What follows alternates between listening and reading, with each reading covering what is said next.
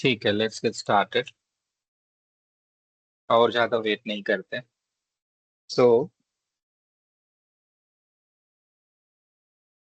Welcome everyone.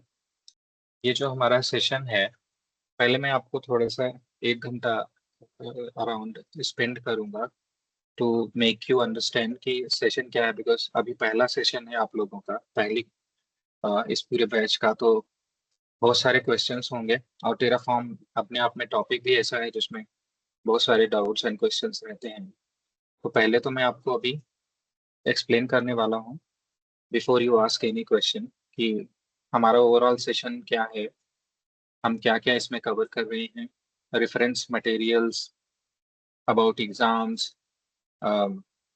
Everything about exam and pre requisites क्या क्या हैं, आपकी लैब कैसे होगी, सेटअप कैसे आप करोगे टेराफॉर्म, और बाकी सारी चीजें। राइट, सो पहले स्टार्ट कर दें। आई थिंक एक मेजर क्वेश्चन जो अक्सर लोग पूछते हैं वो है कि टेराफॉर्म आप किससे पढ़ाओगे, AWS से पढ़ाओगे या Azure से पढ़ाओगे। तो टेराफॉर्म हम लोग शुरू में तीनों मेजर क्लाउड के बारे में पढ़ेंगे। राइट, Azure भी पढ़ेंगे, AWS भी पढ़ेंगे और GCP क्लाउड पे पढ़ेंगे। जहां से हमें डिफरेंशिएशन नहीं होगा तीनों का, और फिर हम जब हैशिकार्प लैंग्वेज यानी एक्चुअली जो टेराफॉर्म है वो स्टार्ट करेंगे, वहां से फिर हम एग्जाम्पल में AWS लेंगे। But at the same time आप अगर किसी दूसरे क्लाउड पे काम कर रहे हैं तो आई विल इनकरेज कि आप लोग प्रैक्टिस कंटिन्यू करें। सारे यूज केस सेम है, मैं गाइड करता रहूंगा। और साथ में आपके जितने भी डाउट्स हैं वो सब आप डिस्कस कर सकते हो। सो विद दैट, जो हमारा ओवरऑल कोर्स शुरू है, ये पूरा कोर्स में हम लोग टेराफॉर्म कवर करेंगे। टेराफॉर्म में हैशिकार्प सर्टिफाइड टेराफॉर्म 003, ये हैशिकार्प का एग्जाम है। राइट, तो उसी को हम लोग कवर करने वाले हैं। कीपिंग दिस स्लाइड असाइड, ये एक लिंक है जो मैं आप लोगों को शेयर करने वाला हूँ जस्ट अभी। ये हम लोग, ये जो लिंक है ये गिटहब की लिंक है, पब्लिकली एक्सेसिबल है। So don't worry, it is not like कि, और हमेशा पब्लिकली एक्सेसिबल रहेगी। So it is not like कि लिंक खत्म हो जाएगी या देयर इज समथिंग। राइट, इस लिंक में एक्सप्लेन है कि हम कोर्स में क्या क्या कवर करने वाले हैं। हमारा ओवरऑल सेशन अभी भी रिकॉर्डेड है, पूरा सेशन रिकॉर्डेड रहेगा, डे 1 टू बाकी। ओवरऑल जो सेशन है वो लगभग 12 से 13 क्लास का होगा। इतने सेशन में ही हम लोग लगभग सारा कवर कर लेते हैं in a very good way. Right, but still अगर आपके पास डाउट्स हैं और क्वेश्चन हैं, सो डोंट फील लाइक कि हम 13 से 14 सेशन, 12 सेशन से 13 सेशन नहीं हो सकते, या 13 से 14 सेशन नहीं हो सकते। हमारे साथ ऐसी कोई लिमिटेशन नहीं है।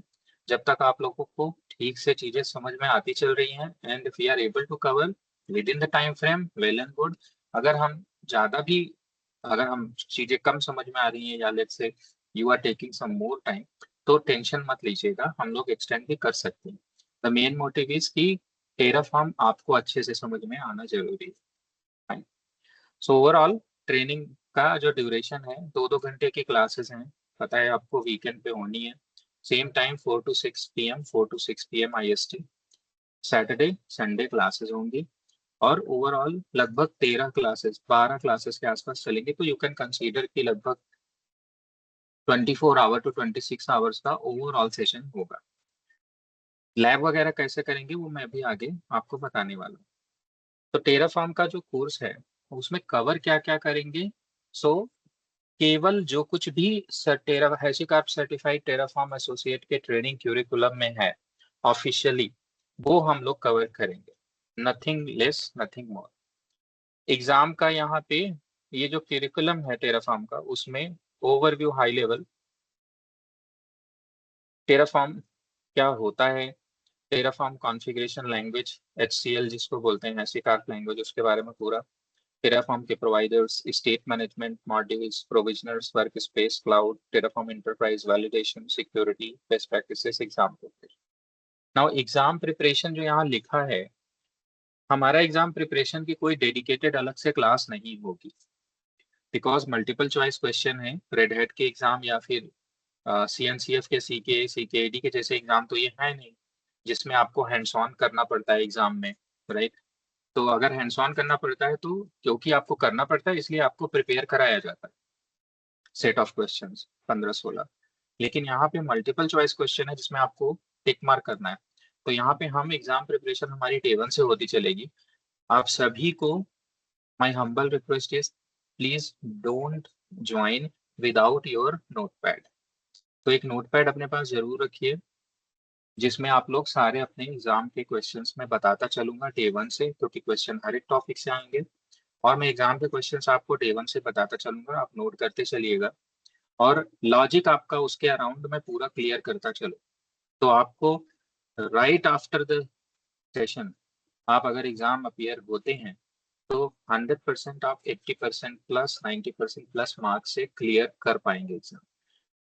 डोंट वरी, ये पूरा सेशन जो हम कवर करने वाले हैं बिल्कुल एग्जाम के साथ चलता है और पूरा सेशन अगर आपने अच्छे से पढ़ा तो एग्जाम आपके लिए बिल्कुल मक्खन हो जाएगा, इसमें कोई दो राय नहीं। सो एग्जाम प्रिपरेशन अलग से नहीं है, हमारे सेशन के साथ ही साथ चलेगा। आप लोग इसमें से कुछ कोर्स ऑब्जेक्टिव अगर देख रहे हैं, कोर्स ओवरव्यू, तो ऐसा नहीं है कि इसमें कोई चीज स्पेसिफिकली मेंशन नहीं है। जैसे Terraform security covers sentinel policies also, right. So don't worry कि आप फिर पूछने लगोगे सर सेंटिनल पॉलिसीज कवर करोगे क्या। मैंने क्या बोला, टेराफॉर्म में सारा कुछ A to Z कवर करेंगे, राइट, जो एग्जाम क्यूरिकुलम या कोर्स क्यूरिकुलम में है। यहाँ पे आपका ट्रेनिंग का जो प्लान है वो है फाउंडेशन एंड प्रैक्टिस। प्रैक्टिस के लिए मैं आप लोगों को लैब भी दूंगा, लैब एज इन की मैं आप लोगों को प्रैक्टिस के लिए प्रॉब्लम्स भी दूंगा कि ये कर रहिएगा अपने से। ट्रेनिंग के जो कंटेंट्स हैं वो सारे कंटेंट्स यहीं पे अवेलेबल हैं, राइट। इवन द डॉक्यूमेंट्स भी यहीं पे अवेलेबल है। If you go here in the classes, right, you will find out notes. Like let's say मैं इंट्रोडक्शन पे जाता हूँ तो यहाँ पे notes.md करके है, राइट, जहाँ पे कि हम रेफरेंस यहीं से लेके स्टार्ट करेंगे टेराफॉर्म के बारे में पढ़ाना। बट इसका ये मतलब बिल्कुल नहीं है कि आपको कोई टेराफॉर्म के इन रेफरेंसेस की कोई PDF नहीं मिलेगी आपके पास। जब आप आपका सारा सेशन रिकॉर्डेड होगा तो जब आप अब उन रिकॉर्डेड सेशन को आप एक्सेस कैसे करोगे, तो आप में से जो पुराने लोग हैं केआर नेटवर्क क्लाउड के साथ उनको पता है कि स्टूडेंट लॉग इन पोर्टल है केआर लैब ट्रेनिंग का, केआर नेटवर्क क्लाउड का। तो ट्रेनिंग पोर्टल से आपको लॉगिन आपको मिल जाएगा। लॉगिन मैं नहीं देने वाला क्योंकि मेरे पास कोई ऐसा एक्सेस नहीं है।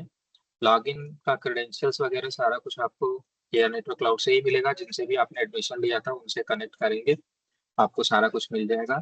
जब आप लॉगिन करोगे तो वहीं पे आपको PDF भी मिलेगी और सारे रिकॉर्डेड सेशंस भी वहीं पे आपको मिलेंगे डिवाइस, राइट।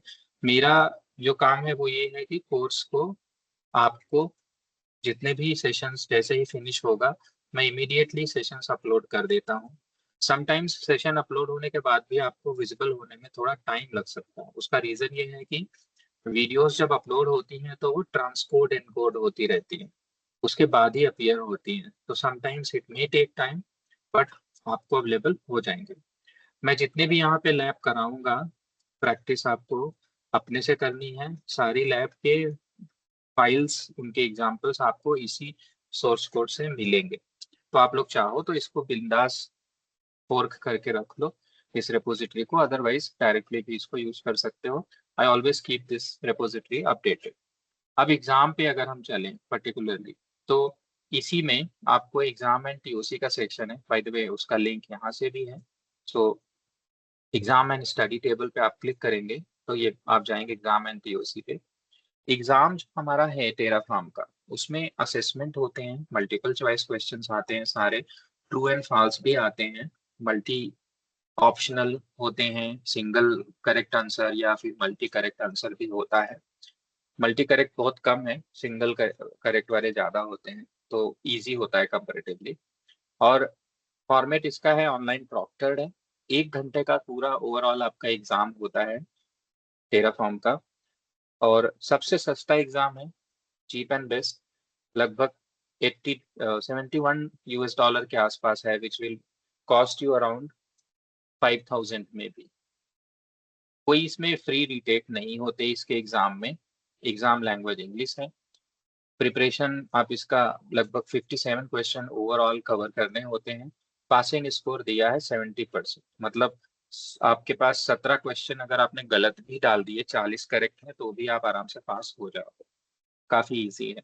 और सर्टिफिकेट आपको जो मिलता है वो आपको 2 साल में एक्सपायर हो जाता है, तो 2 साल के अंदर आप एक बार रीअपियर हो सकते हैं एग्जाम के लिए, तो रिन्यू हो जाता है। एग्जाम के जो ऑब्जेक्टिव्स हैं वो बिल्कुल लेटेस्ट यहाँ पे अपडेटेड हैं ऑफिशियल वेबसाइट से। सो क्या क्या हम ऑब्जेक्टिव में कवर कर रहे हैं, इफ यू सी, इतने सारे आइटम हैं जो हम लोग पढ़ेंगे। इसके अलावा कुछ आइटम ऐसे हैं जो हमने यहाँ मेंशन नहीं किए, जो मेंशन नहीं किए हैं एज इन की ऑब्जेक्टिव में तो हैं, लेकिन आप, ये जो टेराफॉर्म का कोर्स है ये केवल इसलिए नहीं है कि आप एग्जाम ही पास कर लो, इसलिए भी है कि आप रेडी भी हो जाओ, ताकि आप जब इंटरप्राइज में काम करने जाओ तो आपको सरप्राइजेस ना मिले। सो जो कोर्स है उसमें सारे के सारे रेफरेंसेस आपको प्रोडक्शन में कैसे काम होता है, एनवायरनमेंट में टेराफॉर्म को कैसे इंटरप्राइज में यूज करते हैं, उसी हिसाब से मैं बताऊंगा। तो आप में से ज्यादातर लोग को ये पता होगा कि Terraform as a code use होता है, इसका मतलब कोई ना कोई CI/CD पाइपलाइन के साथ इंटीग्रेशन कैसे होता है टेराफॉर्म का, वो पता होना बहुत जरूरी है, राइट। तो मैं जब सेशन ये खत्म होगा तो आप लोगों को CI/CD पाइपलाइन का इंटीग्रेशन भी दिखाऊंगा स्क्रैच से। प्रिफरेबली 3 के एग्जाम्पल मैं आपको दूंगा। CI/CD पाइपलाइन के टूल चेन अलग अलग होते हैं, तो एक तो अजोर पाइपलाइंस, दूसरा गिटहब एक्शंस पाइपलाइन, और तीसरा जेनकिंस। तीनों के एग्जांपल्स इंटीग्रेशन करके आपको मैं बताऊंगा, दिखाऊंगा, ताकि आप टेराफॉर्म को ना केवल समझो यहाँ पे, बल्कि आप उसको इंटरप्राइज में यूज करने के लिए भी रेडी हो जाओ, राइट। और सारे एग्जांपल्स और सारा यूज केस मेरा जो मैं आपको पढ़ाऊंगा पूरे सेशन के दौरान, वो बिल्कुल इंटरप्राइज और प्रोडक्शन एनवायरनमेंट के जैसा ही मैं आपको बताऊंगा, हाउ टू डील विद। सो ये एग्जाम का मैंने आपको डिटेल बताया। लैब जो है, आप किसी के साथ भी लैब, बिकॉज टेराफॉर्म केवल ऐसा नहीं है कि सिर्फ AWS के साथ यूज होता है, ऐसा भी नहीं है कि केवल अजूर के साथ यूज होता है। टेराफॉर्म जब आप लिखते हैं ना, तो आप मल्टी टेराफॉर्म लिखते हो, मतलब टेराफॉर्म में मल्टीपल प्रोवाइडर यूज करते हो। आप अजूर का यूज करेंगे, साथ में कुबरनेटिस भी यूज करेंगे, साथ में हेल्म रिलीज भी यूज करेंगे, राइट, साथ में लोकल्स डालते हैं, फिर आप साथ में हो सकता है गिटहब भी यूज करें। तो there are thousands of platform जिसको कि टेराफॉर्म से आप प्रोविजन कर सकते हो। तो टेराफॉर्म को सबके साथ पढ़ने की जरूरत नहीं है, बल्कि टेराफॉर्म पढ़ने की जरूरत है, जिससे कि आप ऑटोमेटिकली इनेबल हो जाओगे कि आप किसी के साथ भी टेराफॉर्म बिंदास यूज कर लोगे। तो मैं आपको वो लॉजिक बिल्डअप करके दूंगा। So rest assured, it is not like कि इस क्वेश्चन में आप पढ़ो ही मत कि are we going to understand with AWS और विथ एजर, राइट। प्रैक्टिस के लिए अगर आपको अभी फिलहाल ये मैटर नहीं करता, you are here only to understand Terraform, और आपकी ऐसी ऑफिस की रिक्वायरमेंट नहीं है कि आपको किसी पर्टिकुलर प्लेटफॉर्म पे सीखना है, तो आप मेरे साथ ही प्रैक्टिस कर सकते हो। AWS पे मैं भी प्रैक्टिस करूंगा, आप भी AWS का फ्री टियर ओपन कर लीजिए। ऑलरेडी है तो वेल एंड गुड, उसी को यूज कर लीजिए, अदरवाइज एक फ्री टियर आपको AWS चाहिए। तो प्री रिक्विजिट्स आपको क्या क्या चाहिए वो मैं यहाँ पे लिख देता हूँ। We can, you all can take a note.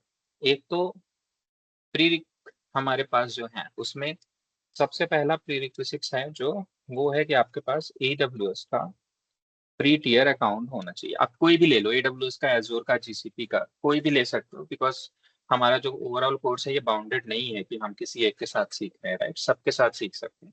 और आप अपने प्रॉब्लम स्टेटमेंट भी किसी भी क्लाउड के साथ आप काम कर रहे हो तो आप सेशन में ला के पूछ सकते हो, कोई टेंशन नहीं। दूसरा, आपके पास एक लैपटॉप होना चाहिए, not with higher configuration, normal configuration होगा चलेगा, राइट। 8 GB रैम आजकल एवरेज है, राइट, थोड़ा सा। लैपटॉप में आपके पास सॉफ्टवेयर्स क्या क्या होने चाहिए? सो आपके पास सॉफ्टवेयर्स में होने चाहिए, एक तो आपके पास, यार टेराफॉर्म कैसे इंस्टॉल करते हैं वो तो मैं खुद ही बताऊंगा, राइट, तो इसलिए लिख रहा हूँ यहाँ पे जरूर टेराफॉर्म, बट स्टार मार्क के साथ लिख रहा हूँ। दूसरा, VS कोड एडिटर होना चाहिए, राइट। तो हम लोग VS कोड पे पढ़ेंगे बिकॉज VS कोड पे बहुत अच्छे से हो जाता है, बट अगर आप नोटपैड में भी लिखोगे टेराफॉर्म कोड तो भी काम चलेगा, don't worry, right. VS code चाहिए आपको। दूसरा आपको क्या चाहिए भैया, एक आपको बस केवल आप ये दो चीजें चाहिए, और आपको एक ब्राउजर क्रोम फायरफॉक्स कुछ होना चाहिए। तो बहुत बेसिक रिक्वायरमेंट है, अगर आप देखोगे टेराफॉर्म चलाने के, कोई बड़ी रिक्वायरमेंट नहीं है। और ये चीजें आप किसी भी ओएस पे चला सकते हो, राइट। अगर आप लाइनक्स यूज करते हो, करो बिंदास, हमें कोई प्रॉब्लम नहीं है। विंडोज करते हो, करो, कोई प्रॉब्लम नहीं है। जो चीज भी आपको पूछनी है, विंडोज पे कैसे सेटअप करना है, मैक पे कैसे सेटअप करना है अगर आपके पास एप्पल डिवाइसेस हैं तो, और लाइनक्स पे कैसे करना है, मैं आपको तीनों पढ़ाऊँ। सो आप बिल्कुल टेंशन मत लीजिए कि मैं इस पे यूज करता हूँ तो क्या मैं कर पाऊंगा कि नहीं। ठीक, मैं तीनों कवर करूंगा, मैं तीनों क्लाउड भी कवर करूंगा, मैं तीनों ओएस भी कवर करूंगा, टेराफॉर्म इंटीग्रेशन के लिए और टेराफॉर्म डेवलपमेंट के लिए, राइट। उसके बाद आपके पास, मेक श्योर आप कोड कर रहे हैं तो आप थोड़ा फैमिलियर भी हो जाइए, इसलिए भैया थोड़ा सा आपके पास गिट भी होना चाहिए।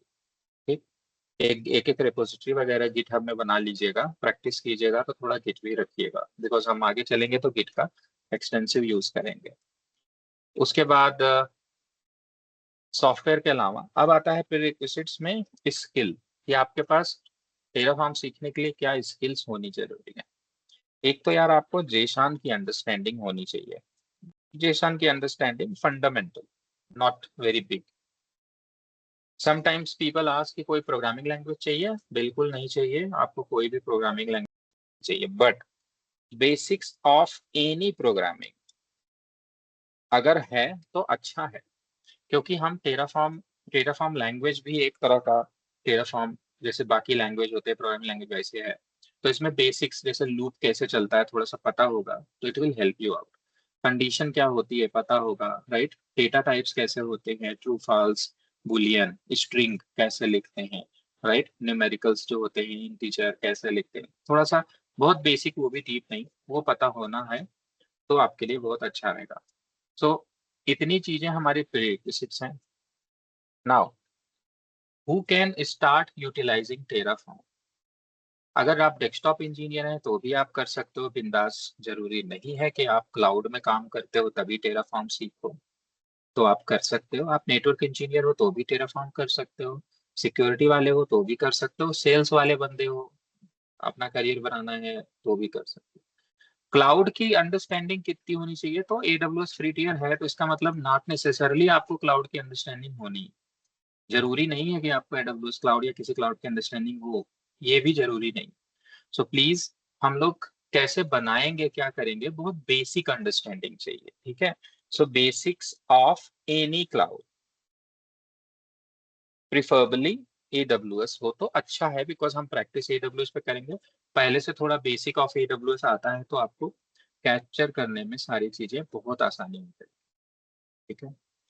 सेशंस सारे रिकॉर्डेड रहेंगे, रिकॉर्डिंग सेम डे अपलोड होगी, आप लोगों को मिल जाएगी। प्रैक्टिस आपको उसके बाद वीडियो देख के करनी है। प्रॉब्लम स्टेटमेंट आप दूसरे दिन के सेशन में मेरे पास ला सकते हो।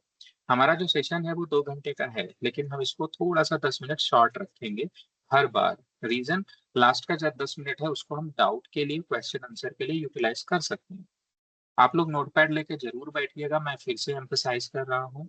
नोटपैड में जो भी इंपॉर्टेंट क्वेश्चंस हैं एग्जाम पे वो भी मैं बताऊंगा, बट साथ ही साथ अगर आपके दिल में कोई क्वेश्चन है या कुछ उस टाइम में डाउट है जो लॉन्ग आंसर चाहिए, नोट करके रख सकते हो, लास्ट के उस 10 मिनट को यूटिलाइज कर सकते हैं। मीनवाइल बीच में जैसे जैसे पढ़ते चलते हैं वैसे वैसे भी आप क्वेश्चन आंसर डेफिनेटली पूछ सकते हो, कोई रोक टोक नहीं है, राइट। सो हमारा पूरा सेशन बहुत अच्छा होने वाला है ओवरऑल।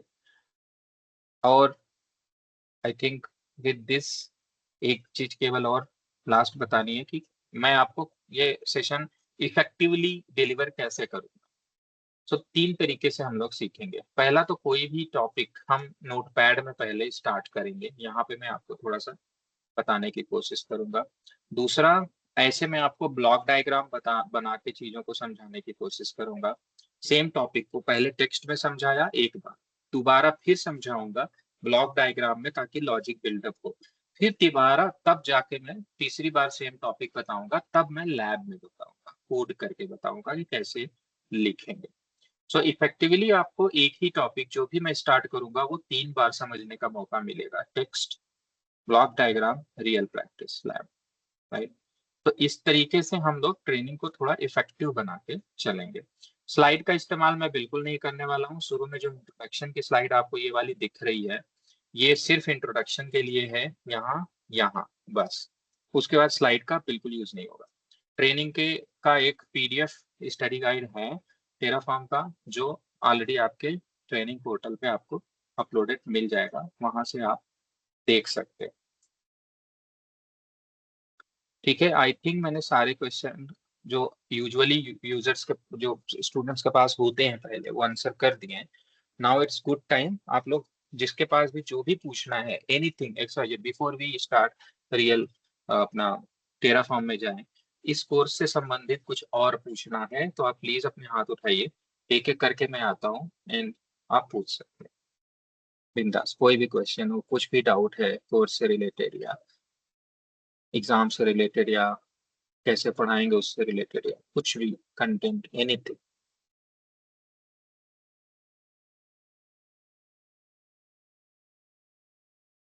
ये तो बहुत अच्छा हो गया, एक बार में ही सबको समझ में आ गया। हाँ निखिल बोलिए। हेलो विजय, अनमोल। इसमें आपने जो प्रीवियस में सॉफ्टवेयर गिट बोला, गिट के लिए मतलब अकाउंट वगैरह, सिंस अभी मैं जैसे यूज नहीं कर रहा हूँ गिट, तो गिट के लिए कैसे अकाउंट बनाते हैं, या वो भी आप इसमें गाइड करेंगे, या वो मुझे अपने से कुछ इसमें देखना है गिट के रिगार्डिंग? यूट्यूब पे, आप यूट्यूब पे भी वीडियो देख लेंगे तो गेट इज वेरी इजी, अनमोल ठीक है, समझ ठीक है, जाएंगे। थोड़ा ठीक बहुत है। लास्ट में जब CI/CD पे आएंगे तो मैं भी गाइड कर दूँ। सेम जैसॉन अंडरस्टैंडिंग, सिंस प्रोग्रामिंग वो थोड़ा तो समझ में आता है कि ठीक है, तो उसके लिए भी कुछ देखना पड़ेगा कि आप जो बताएंगे वो सफिशियंट रहेगा? मैं जो बताऊंगा वो सफिशियंट है, मैं बोल रहा हूँ बहुत बेसिक, अगर आपको आता है तो अच्छा रहेगा, ठीक बट है, बहुत ओके, बेसिक की जरूरत है। ठीक। धीरज जी हेलो। बोलिए, धीरज। या विजय सर, जो आपने ओके CI/CD निखिल की बात बोलिए। की तो हाँ, तो हम्म, इसमें आप जेनकिन से इंटीग्रेशन या फिर गिटलैब या कोई एक करेंगे? मैंने बोला मैं 3 बताऊंगा। हम्म। एक गिटहब एक्शंस बताऊंगा, दूसरा ओके। अज्योर पाइपलाइंस, तीसरा अजूर डेवॉप्स वाला, और तीसरा जेनकिंस का। तो 3 इंटीग्रेशन CI/CD के मैं आपको लास्ट में बताऊंगा।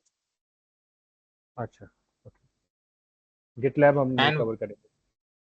नहीं, बट अब एक आपको ये 3 समझ में आ गए तो प्रोसेस बड़ा ओ, इजी है।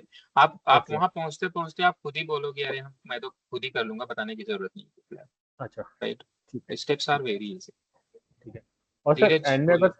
एंड में अगर थोड़ा सा टाइम मिलेगा तो आप टेराफॉर्म और टेराग्रांड थोड़ा सा अगर इंट्रोड्यूस टेराफॉर्म करा तो तो। हम पढ़ रहे हैं, टेराग्रांड से टेराफॉर्म अच्छा। जनरेट करते हैं, वो हम बिल्कुल हाँ। नहीं पढ़ा सकते।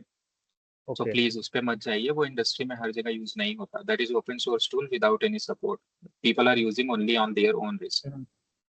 धीरज ओके। बोलिए। सर, ये सर, जितने भी हमारे AWS और Azure ये सब होते हैं, इनकी अपनी अपनी CLI हैं, और फिर टेराफॉर्म हमारे पास में एक अलग एक यूनिफॉर्म है जो जेनरिक है across, which can work across all of these, right? ये राइट हाँ स्टेटमेंट है? Correct correct correct. हाँ। तो सर इसमें से आप जैसे इंडस्ट्री में प्रैक्टिस भी करते हैं, तो एफिशिएंट कौन सा होता है? जो नेटिव होता है वो होता है, या ये टेराफॉर्म होता है जो एफिशिएंसी या फिर यूज केसेस पे बात करें? ऑल ऑन यूज केस होता है। टेराफॉर्म वाइडली यूज्ड है, सबसे ज्यादा पॉपुलर है। There are many other reasons जो आप अभी नहीं सोच रहे, वो हम पढ़ेंगे तो धीरे धीरे समझेंगे। वो मैं बताऊंगा वैसे भी, डोंट वरी, कि क्यों टेराफॉर्म पॉपुलर है। Okay sir. ठीक है, any question related to course? नहीं है, बहुत अच्छी बात है, नहीं है तो सो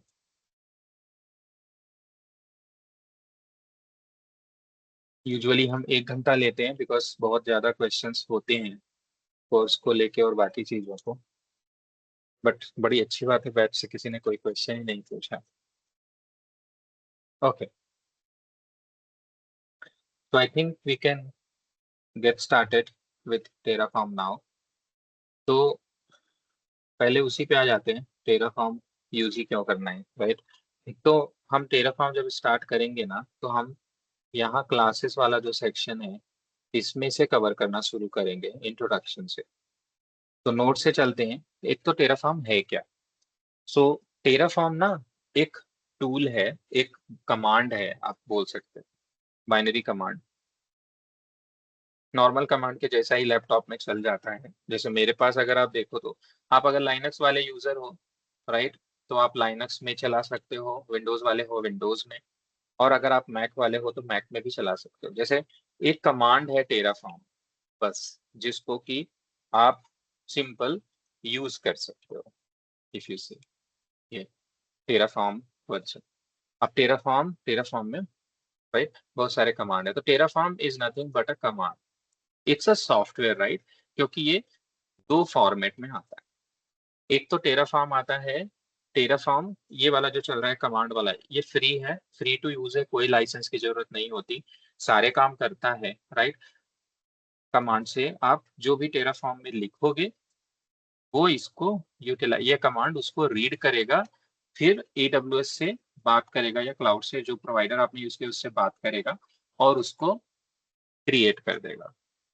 तो हम बेसिकली करते क्या है, हम इनपुट देते हैं टेराफॉर्म कमांड को इन अ फॉर्म ऑफ कोड। हम कोड में लिखते हैं कि हमें क्या चाहिए, हम बताते हैं। टेराफॉर्म को खुद से कुछ समझ में नहीं आता, टेराफॉर्म वही समझता है जो हम उसे बताते हैं। तो टेराफॉर्म क्या है, ये कमांड। इस कमांड को हम टेराफॉर्म बताते कैसे हैं, कोड में लिखते हैं कि हमें क्या क्या क्रिएट करना है, और वो जो क्रिएट करना है कैसे लिखते हैं वही हमें पढ़ना है, right. Terraform is all about writing the Terraform file. तो टेराफॉर्म, इसी को टेराफॉर्म डेवलपमेंट भी बोलते हैं। तो आपको लिखना है, जब आप लिख लेंगे तो उसके बाद हम टेराफॉर्म कमांड चलाते हैं। तो टेराफॉर्म उस फाइल को रीड करता है और समझता है अपने हिसाब से, ओके आपको ये क्रिएट करना है। फिर वो उस टारगेट प्रोवाइडर की या AWS या एज्योर या फिर GCP के API पे जाके कनेक्ट करता है और ये डेटा उठा के उधर डाल देता है, सो दैट कि वो क्रिएट हो जाए, राइट। तो यही है टेराफॉर्म। अब ये जो सॉफ्टवेयर है टेराफॉर्म, ये दो फॉर्मेट में आता है। एक आता है जिसको हम कम्युनिटी एडिशन बोलते हैं, वो ये वाला है, command line CLI, right. Terraform is what, so Terraform is a infrastructure as a code, infrastructure.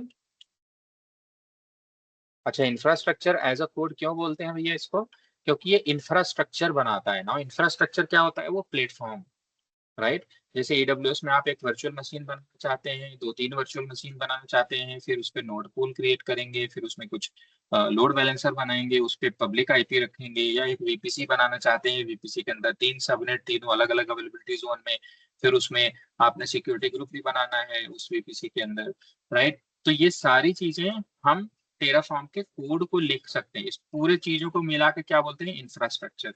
आप कोड में लिख देंगे और टेराफॉर्म कमांड चलाएंगे तो वो क्रिएट हो जाएगा, इसलिए इंफ्रास्ट्रक्चर एज अ कोड भी इसको बोलते हैं।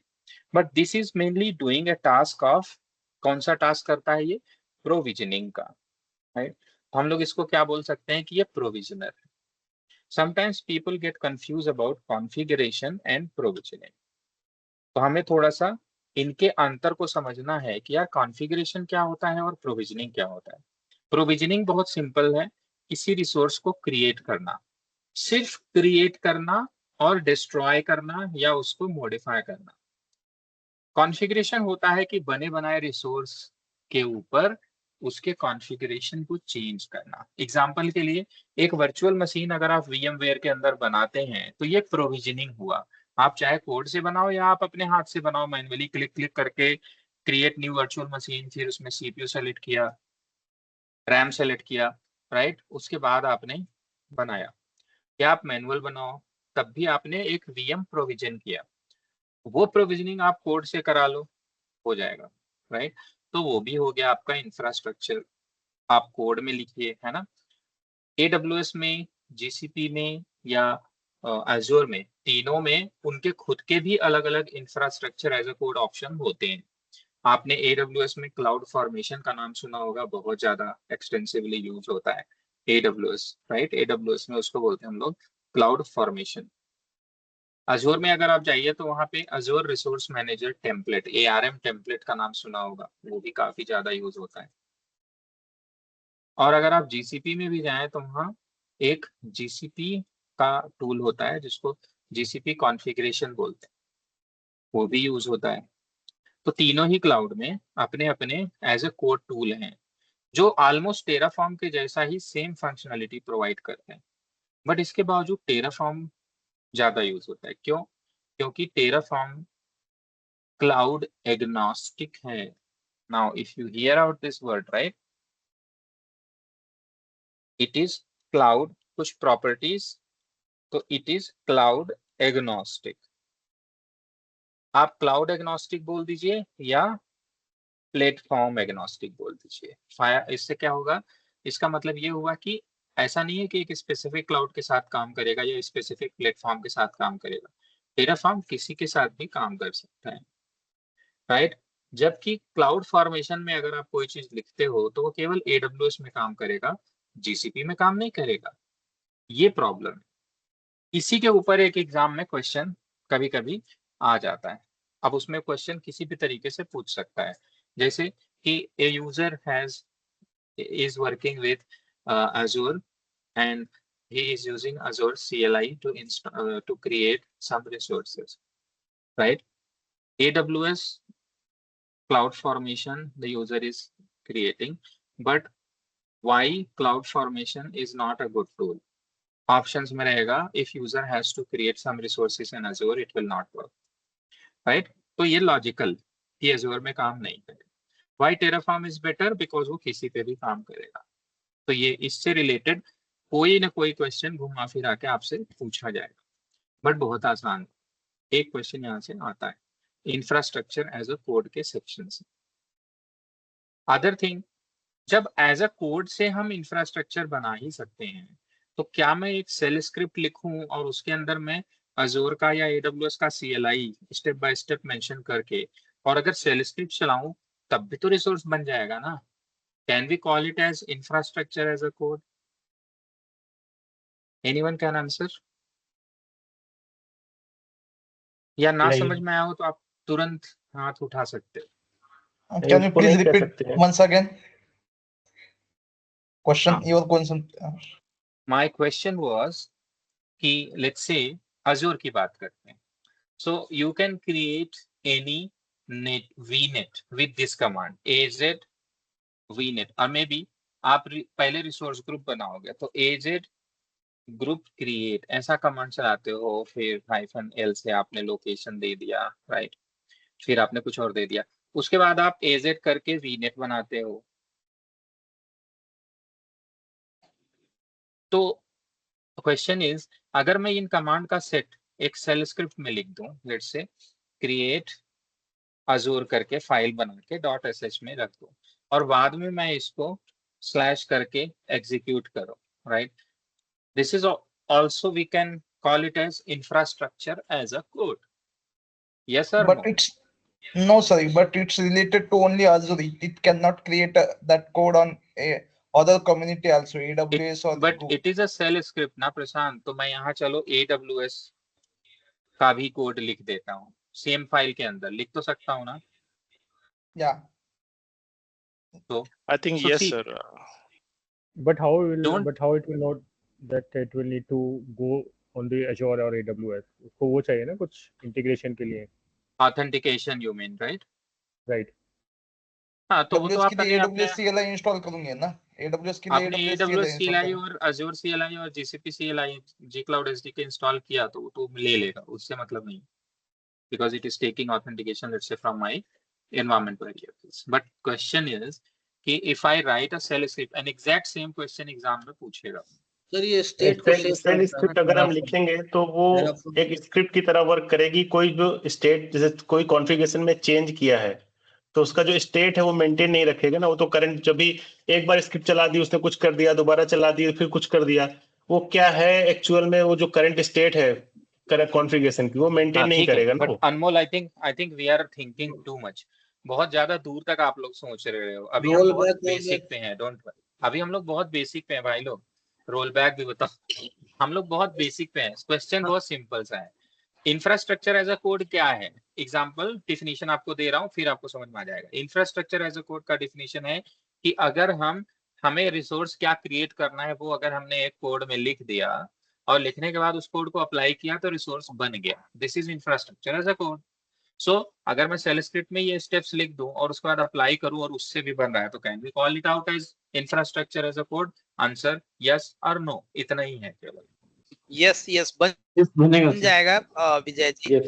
बट यहाँ पे एक चीज है कि टेराफॉर्म इसलिए यूज कर रहे हैं बिकॉज ये यूनिवर्सल है। ये सारे I know there are, Mukesh I know implications हैं, पर हमने Correct. इम्प्लीकेशंस की बात ही नहीं करी ना। हम टेराफॉर्म से कंपेयर ही नहीं करें, हम लोग अभी बहुत बेसिक पे हैं, अभी टेराफॉर्म में है ही नहीं, हम तो सिर्फ इंफ्रास्ट्रक्चर एज अ कोड पढ़ रहे हैं। तो आंसर इज यस गाइस, इसको भी इंफ्रास्ट्रक्चर एज अ कोड बोल सकते हैं because shell script is a scripting language, है ना, जिसमें कि हम इंस्ट्रक्शंस लिख सकते हैं तो इंस्ट्रक्शंस काम कर जाएगा। नाउ स्टेट मैनेज होगा कि नहीं, या डिस्ट्रक्शन कैसे होगा, या ब्ला ब्ला ब्ला, वो बात की बात है, वो that can be a feature of the tool which you are using to perform infrastructure as a code action ना। बट इसको हम infrastructure as a code provisioning बोल तो सकते हैं, बस इतना। यस और नो। सो एग्जाम का Yes, क्वेश्चन yes. अगर ऐसे पूछता है तो you will say yes, fine, Okay. Yes. Now अब टेराफॉर्म, तो टेराफॉर्म में आई थिंक, हाँ, anyone has anything to say? No sir. अच्छा, सो यहाँ अगर हम देखें, अब टेराफॉर्म की बात करें तो भाई लोग, टेराफॉर्म एक तो infrastructure as a code tool है। ये किसी वीएम को क्रिएट तो कर सकता है लेकिन उस वीएम को कॉन्फ़िगर नहीं कर सकता, ये इसका काम नहीं है, ठीक है। सो ये ऑन प्रेमाइज रिसोर्स या क्लाउड के किसी भी रिसोर्स पे किसी पे भी चल सकता है। How you will get to know कि सब पे चल सकता है? तो हम स्टार्ट करें टेराफॉर्म, आपको एक तो चीजों से, एक वेबसाइट है जिससे आपको बहुत ज्यादा फेमिलियर होना चाहिए। टेराफॉर्म पे अगर आप काम कर रहे हो और पूरी जिंदगी आपको फेमिलियर होना चाहिए, बिकॉज टेराफॉर्म एक प्रोडक्ट है, प्रोडक्ट की सारी चीजें उस वेबसाइट में आपको मिलती हैं। आप कभी भी कोई प्रोविजनिंग करेंगे तो बिना रेफरेंस देखे नहीं कर सकते, and I will tell you the reason also. तो यहाँ पे क्या है, एक वेबसाइट जो है उसका नाम है registry.terraform.io। आपको हमेशा इस वेबसाइट को याद रखना है और यहाँ से आपको हमेशा रेफरेंस लेना चाहिए। सो टेराफॉर्म को हम कितने चीजों के साथ इस्तेमाल कर सकते हैं, how you will get to know. तो टेराफॉर्म को हम कितने कितने प्लेटफॉर्म के लिए यूज कर सकते हैं, वो चीज को हम बोलते हैं प्रोवाइडर। टेराफॉर्म खुद कुछ नहीं करता, उसको प्रोवाइडर चाहिए होता है।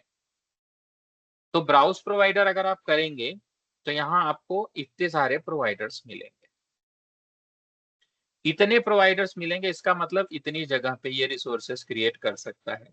Terraform can work on AWS also, Azure, GCP Cloud, Kubernetes, Alibaba Cloud, Oracle, Active Directory, Specific, Archive, AWS Cloud Control, Active Directory, Azure Stack, Boundary, External, Google Beta, Helm के साथ, Consul Service के साथ, right? Even Cloud Platform खुद के साथ, Local, Salesforce, HashiCorp, Terraform, TLS, VMware के साथ, right? There are many others also. Akamai, Akira, Apex, अलग। तो अगर आपके दिमाग में अभी भी ये क्वेश्चन है कि टेराफॉर्म सर आप किसके साथ पढ़ाओगे, तो ये क्वेश्चन आई थिंक अब आपको आंसर हो गया होगा कि हमें टेराफॉर्म पढ़ना है, इसके साथ वो नहीं, क्योंकि प्रोसेस चेंज नहीं होता टेराफॉर्म में, आप किसी के साथ भी यूज करते हो। तो ग्रेजुअली धीरे धीरे हम लोग इसको और डिटेल में समझेंगे। तो एक तो ये वेबसाइट जो है ये आपके लिए बड़ी इंपॉर्टेंट है ना। टेराफॉर्म में सुधीर कुछ पूछना है? Okay, so infrastructure as a code मैंने आपको बताया, आप यहाँ से पढ़ भी सकते हो। Infrastructure as a code tool जो है वो इंफ्रास्ट्रक्चर मैनेज करना हमें अलाउ करता है। टेराफॉर्म कोई प्रोग्रामिंग लैंग्वेज नहीं है। टेराफॉर्म अच्छी बात ये होती है कि टेराफॉर्म जो है वो ह्यूमन रीडेबल फॉर्मेट होता है, बड़े आसानी से आप पढ़ सकते हो, कोई कॉम्प्लेक्स प्रोग्रामिंग नहीं है टेराफॉर्म।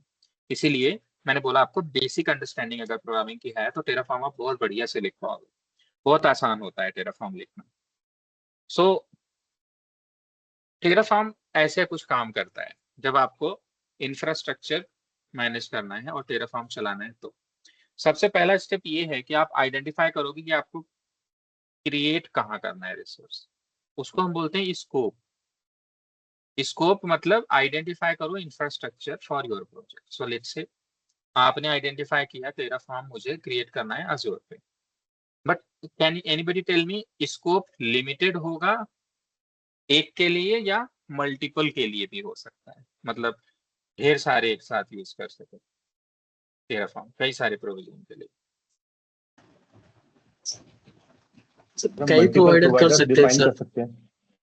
हाँ, तो हम टेराफॉर्म जब लिखते हैं तो ये जरूरी नहीं है कि हम सिर्फ AWS के लिए एज़ूर के लिखें, हम दोनों के लिए भी लिख सकते हैं। हम 3-4 प्रोवाइडर्स उसमें मेंशन कर सकते हैं और 3-4 चीजों के लिए टेराफॉर्म लिख सकते हैं, राइट? तो टेराफॉर्म क्लाउड एग्नोस्टिक तो है ही, लेकिन टेराफॉर्म जो है उसमें स्कोप मल्टीपल हो सकता है। तो टेराफॉर्म लिखने के पहले या टेराफॉर्म चलाने के पहले हम लोग टेराफॉर्म में स्कोप डिफाइन करते हैं, मतलब हम आइडेंटिफाई करते हैं कहाँ कहाँ हमें डिप्लॉय करना है। फॉर एग्जाम्पल लेट्स से मुझे कुबरनेटिस भी, Heroku, VM, Alibaba cloud, Azure, AWS, GCP ये सभी पे करना है। ये मेरा स्कोप हो गया, मैंने स्कोप आइडेंटिफाई किया। फिर मैं ऑथर करता हूँ, मतलब मैं कॉन्फ़िगरेशन लिखता हूँ। कॉन्फ़िगरेशन यानी टेराफॉर्म कोड, टेराफॉर्म कोड को हम कॉन्फ़िगरेशन भी बोलते हैं, टेराफॉर्म कॉन्फ़िगरेशन। तो हम उसको लिखते हैं। जब हम लिख लेंगे तो लिखने के बाद हम टेराफॉर्म कमांड से उस कॉन्फ़िगरेशन को इनिशियलाइज करते हैं। The moment we initialise, code में आपने जितने जितने प्रोवाइडर लिखे हैं उन प्रोवाइडर का लोकल फाइल डाउनलोड हो जाता है। अभी मैं आप प्रोवाइडर और इनके बारे में आपको ना ड्रॉ करके बहुत डिटेल में समझाने वाला हूँ, तो टेंशन मत लीजिएगा। उसके बाद फिर आप प्लान चलाते हैं। प्लान टेराफॉर्म में क्यों चलाते हैं? ताकि जो जो लिखा है वो अप्लाई होने वाला है कि नहीं, या उसमें से क्या क्या अप्लाई होने वाला है, या अप्लाई होगा तो क्या क्या चेंजेस होने वाले हैं, ये सारी चीजें आपको प्लान में दिखती हैं। तब जाके लास्ट में फिर आप अप्लाई चलाते हो ताकि जो जो आपका चेंजेस हैं वो अप्लाई हो जाएंगे। तो ये है process how we do these changes, ठीक है? ये कोई आप प्रैक्टिशनर मींस यू, जो आप टेराफॉर्म लिखना शुरू करेंगे, you will keep the practice of Terraform na. So practitioner writes usually the infrastructure as a code, they do the plan, then they do the apply, and then that apply action works out on all these providers जो भी mention किया है configuration file में, and then it provision the resources। ठीक, ये है process। अब आती है बात Terraform में ये प्रोवाइडर और टारगेट API, ये चक्कर क्या है? ये Terraform ऐसे ही कैसे काम कर लेता है यार, पूछने वाली बात है, राइट? क्योंकि अगर मुझे क्लाउड में जाना होता तो मैं AWS खोलता, लॉग इन करता, फिर उसके अंदर जाता। टेराफॉर्म कहीं ऐसा तो नहीं करता कि टेराफॉर्म, अच्छा टेराफॉर्म काम कैसे करता है? हमारे पास एक तो GUI होता है, एक CLI होता है, तो AWS और सारे क्लाउड तो सिर्फ उसी से काम करते हैं। फिर टेराफॉर्म अपने आप कैसे चला जाता है, ये क्वेश्चन आना चाहिए कि टेराफॉर्म ऐसा तो नहीं करता कि वो ब्राउजर खोलता है फिर उसमें जाके क्लिक करता है, वो तो करता नहीं। क्या टेराफॉर्म कमांड लाइन को यूज करता है? कमांड लाइन होना जरूरी भी नहीं है, इसका मतलब वो कमांड भी यूज नहीं करता। तो टेराफॉर्म किस इंटरफेस से जाके क्लाउड के अंदर बना देता है, ये समझना इंपॉर्टेंट, राइट? उसके लिए हमें समझना पड़ेगा architecture of API, application programming interface, and then हमें इंटरफेसेस समझने पड़ेंगे किसी भी क्लाउड के या किसी भी टारगेट रिसोर्स के जिसके ऊपर हम टेराफॉर्म से प्रोविजनिंग करना चाहते हैं। ऐसे ही टेराफॉर्म सबके ऊपर प्रोविजनिंग नहीं कर सकता।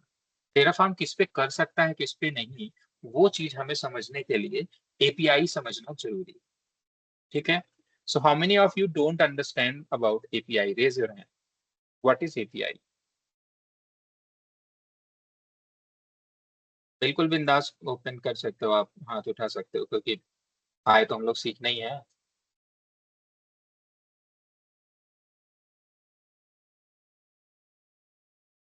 वेरी गुड, ठीक है, नो प्रॉब्लम।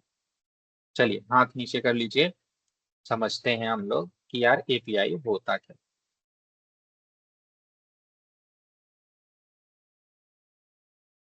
सो देखो, कोई भी, अगर मैं AWS की बात करूं, पहले हम समझते हैं कि AWS या कोई भी क्लाउड होता क्या है, क्लाउड या प्लेटफॉर्म, है ना?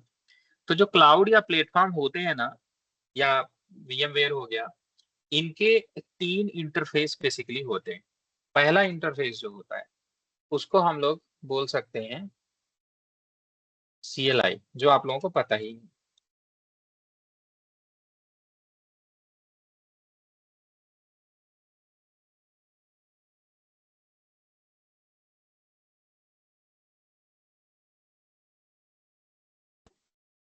हेलो, स्क्रीन फ्रीज हो गया। मैं डिस्टर्ब कुछ देर के लिए मेरा इंटरनेट डिस्ट्रैक्ट हुआ था। नहीं परफेक्ट है, ठीक है। I'm back again. So AWS CLI GUI, तो CLI और GUI जो दोनों है ना भाई लोग, इसमें एक्चुअली यूजर अकाउंट होते हैं जो काम करते हैं, है कि नहीं? आप एज ए यूजर इंटरेक्ट करते हो ना AWS से, CLI और GUI से, एज ए यूजर।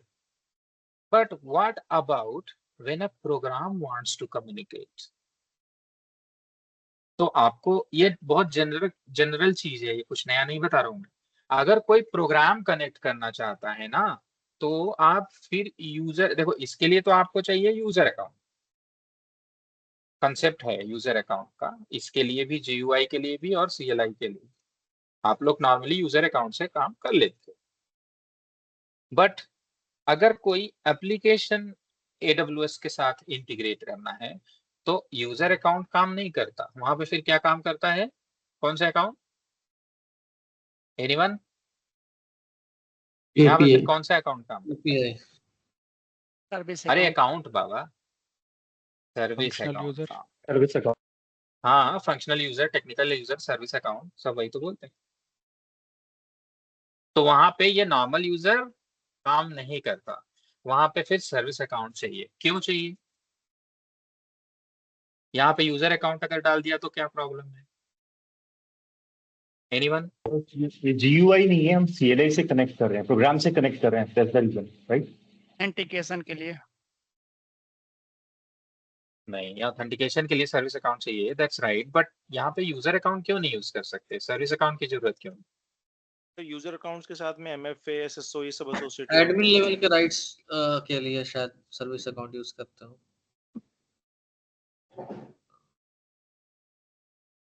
अभी आपने में से किसी ने बोला कि यूजर अकाउंट के साथ MFA और बाकी सारी चीजें एसोसिएटेड होती हैं, दैट इज ट्रू। सबसे बड़ा रीजन तो यही है, क्योंकि एप्लीकेशन अगर कनेक्ट करने लगेगा तो वो मल्टी फैक्टर ऑथेंटिकेशन चला जाएगा, फिर आप उसमें कोड वोड कैसे डालोगे? एप्लीकेशन बेचारे को कैसे इतना काम कराओगे, राइट? वो इंटरेक्टिव तो हो। Application number one, application can not be interactive, interactively वो कुछ नहीं कर सकता, राइट? एप्लीकेशन है तो मतलब उसको इंटरेक्टिव नहीं होना, अब मांगने पे इनपुट नहीं देना, वो कर नहीं पाएगा। एक तो ये रीजन है। दूसरा सबसे बड़ा रीजन है, अगर आप एप्लीकेशन से इंटीग्रेट करते हो तो इसका मतलब लॉन्ग लास्टिंग है, वो एप्लीकेशन इंटीग्रेशन है तो मतलब हमेशा चलेगा। लेकिन यार यूजर अकाउंट तो हर 90 दिन पे पासवर्ड ही बदल जाता है उसका, है कि नहीं? और दूसरी चीज, ये एप्लीकेशन के साथ इंटीग्रेशन होना है ना, अब एप्लीकेशन में यूजर अकाउंट डाल दिया तो इस अकाउंट का, यूजर अकाउंट का HR भी होता है, HR पोर्टल पे भी लॉगिन होता है, पे स्लिप होती है, so many things, right? Application ऐसी चीज है जिसको कि लोग शेयर करते हैं, यूजर अकाउंट को शेयर कर नहीं सकते, राइट? पॉलिसी के अगेंस्ट है, तो सर्विस अकाउंट यूज करते हैं, ठीक है? सो सर्विस अकाउंट यूज करते हैं इसी रीजन से, तो we will use service account here. किसी भी एप्लीकेशन के साथ इंटीग्रेशन करेंगे तो ऑथेंटिकेशन के लिए सर्विस अकाउंट चाहिए, नंबर वन।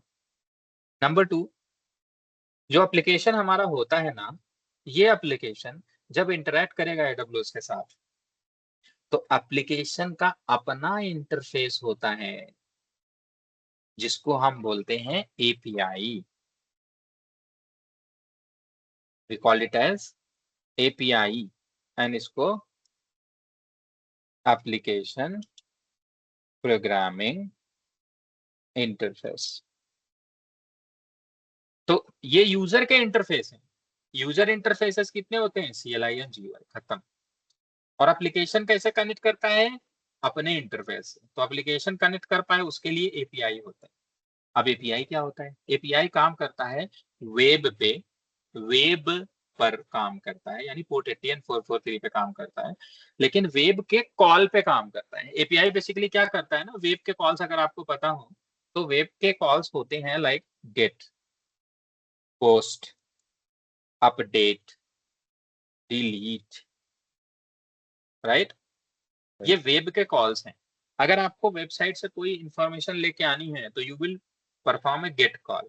आप में से अगर कभी किसी ने कर्ल कमांड का इस्तेमाल किया है, फॉर एग्जांपल देखो मैं यहाँ CLI में अगर दिखाऊं आपको, मैं कर्ल कर रहा हूं सिंपल https google.com, ठीक। इसने कुछ इंफॉर्मेशन दे दी लेकिन मुझे पता नहीं चला मैंने गेट किया कि पोस्ट किया। कैसे पता चलेगा? बाय डिफॉल्ट जब आप चलाते हो तो गेट होता है। तो इसके लिए आप इसको वर्बोसिटी मोड इसका बढ़ा दो। द मोमेंट यू वर्बोस, आपने कर्ल कमांड के साथ वर्बोसिटी मोड बढ़ा दिया, यू सी वी कर दिया, राइट। तब आपको पता चलता है कि इंफॉर्मेशन लेके ये आ रहा है। And the call, what is the call happening here? अगर आप यहाँ नीचे जाए तो कहीं ना कहीं तो आपको वो गेट कॉल गेट हो रही है, वो चीज आपको जरूर दिखनी चाहिए। So this is connecting HTTP का वर्जन ये है, the cache control, the content security policy, XSS, where is that? Curl तो ये हाइफन आई यूज कर सकते हैं ना? कर्ल हाइफन कर्ल के साथ आई तो कुछ भी यूज कर सकते हैं। परफेक्ट। वो तो कर्ल तो सॉफ्टवेयर है, वो तो हम नहीं पढ़ रहे। But if you see here, तो यहाँ पे जो कॉल हो रही है ना, जैसे ही आप देते हो ऐसे तो गेट होती है, मतलब इंफॉर्मेशन प्रिंट हुआ, कोई चीज वहां से गेट हुई, आई, करेक्ट। तो ये जब आप HTTPS पे करते हो ना, तो कर्ल क्या करता है, वो कनेक्ट करता है और API इंटरफेस सारी चीजें लेके आता है। बट API जो इंटरफेस होता है ना वो डिफरेंट। google.com API इंटरफेस नहीं है। फॉर एग्जाम्पल आप यहाँ पे GitHub ओपन करते हो, राइट, github.com, तो ये GUI है। GUI भी तो ब्राउजर बेस है, URL है। तो API कैसे होगा पता हमें? API दूसरे उस पे काम करता है, राइट। API का के लिए जो इनके URLs होते हैं यूजुअली इसमें ऐसे /API होता है, उसके ऊपर काम करता है। बट अगर आपको देखना है तो API एंड पॉइंट, ऐसा आप GitHub का जैसे क्लिक कर लीजिए तो यहाँ आपको REST API एंड पॉइंट मिल जाएगा।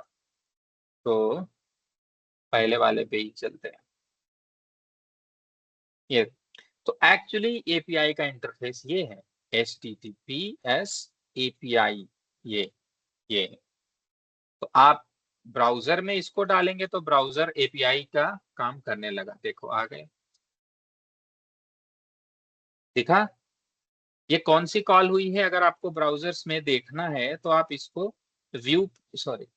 यू कैन डू इंस्पेक्ट, और जब आप इंस्पेक्ट करेंगे, राइट, आप नेटवर्क में जाएं, आप इसको रिफ्रेश करें, राइट, तो ये API गया, ये डॉक्यूमेंट आया और ये गेट कॉल हुई, ठीक है। Console you can do again here,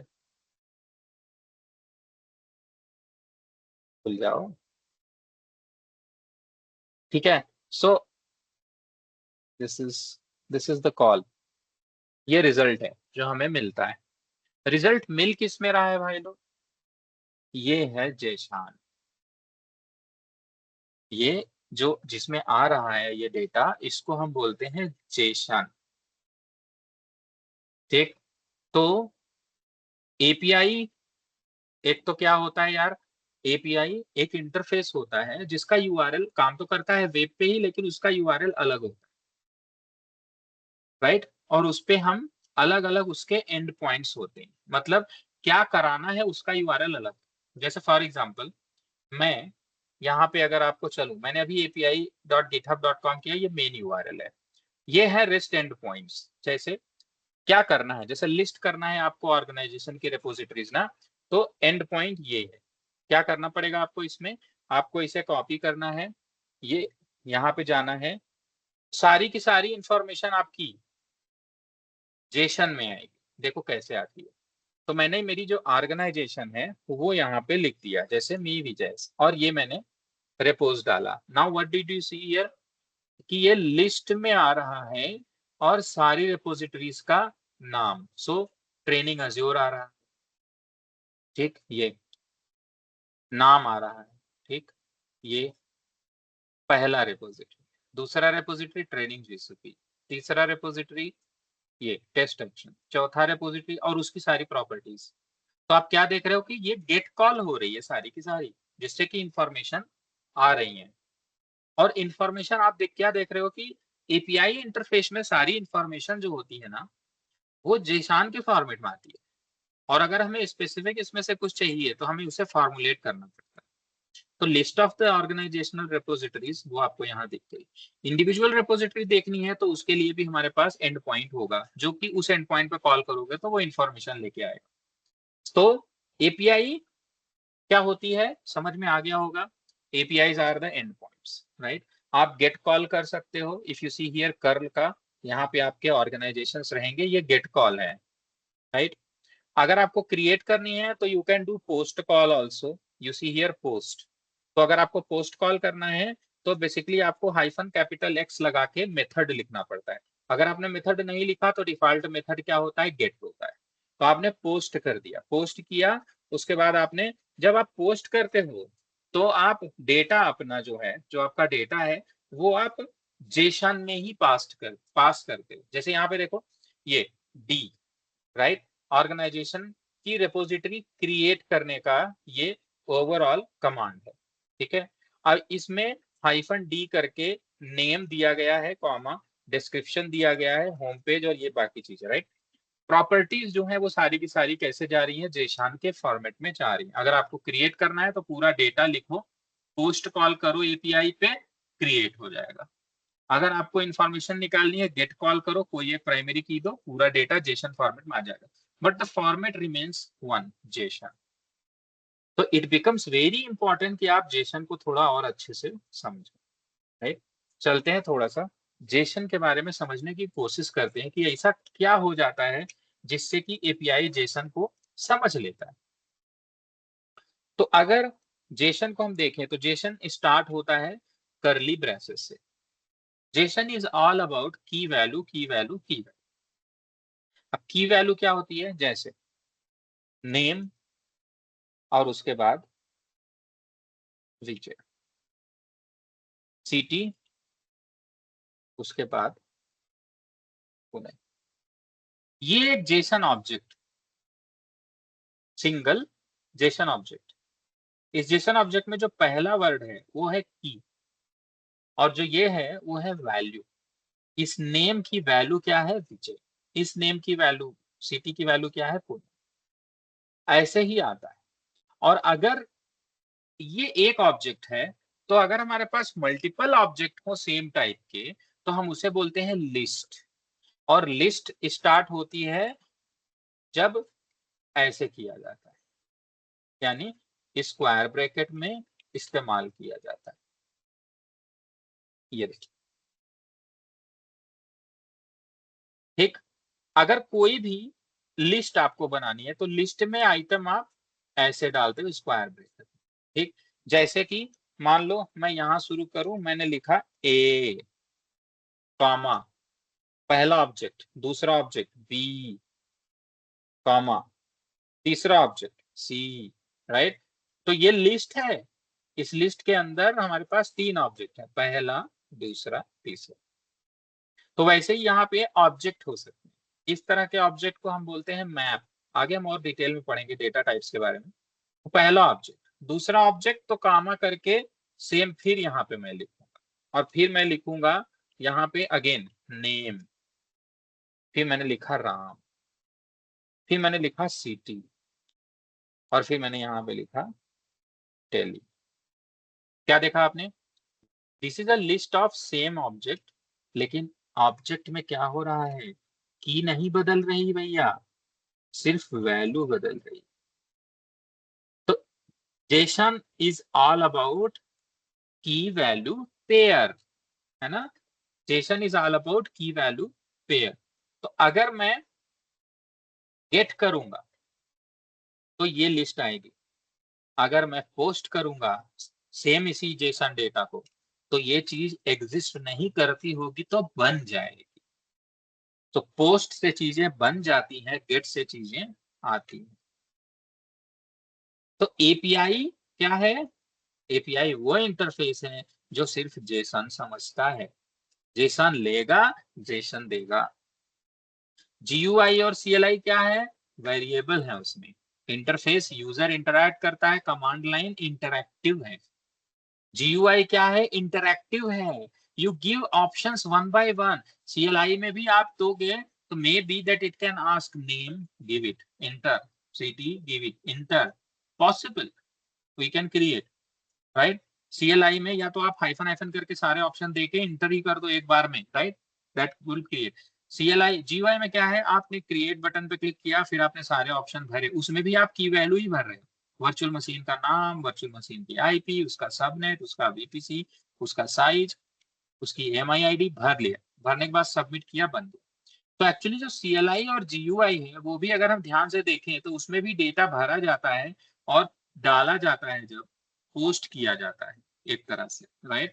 and वो एट द एंड शायद जेसन ही कन्वर्ट हो जाता होगा और एपीआई पे हिट करता होगा, क्योंकि at the end API is universal. अब मुझे ये बताइए कि मेरे पास एक एप्लीकेशन है जिसमें एपीआई इंटरफेस नहीं है। नॉट नेसेसरली सारे दुनिया में जितने भी बनते हैं सबके एपीआई इंटरफेस नहीं होते, आजकल सबके होते हैं, बिकॉज एपीआई की प्रोग्रामिंग किए बिना तो काम ही नहीं होता। लेकिन मान लो मेरे पास एक सॉफ्टवेयर, एक एप्लीकेशन है जिसमें एक प्लेटफॉर्म है जिसमें एपीआई नहीं है, टेराफॉर्म चलाना चाहता हूँ, टेराफॉर्म यूज किया जा सकता है?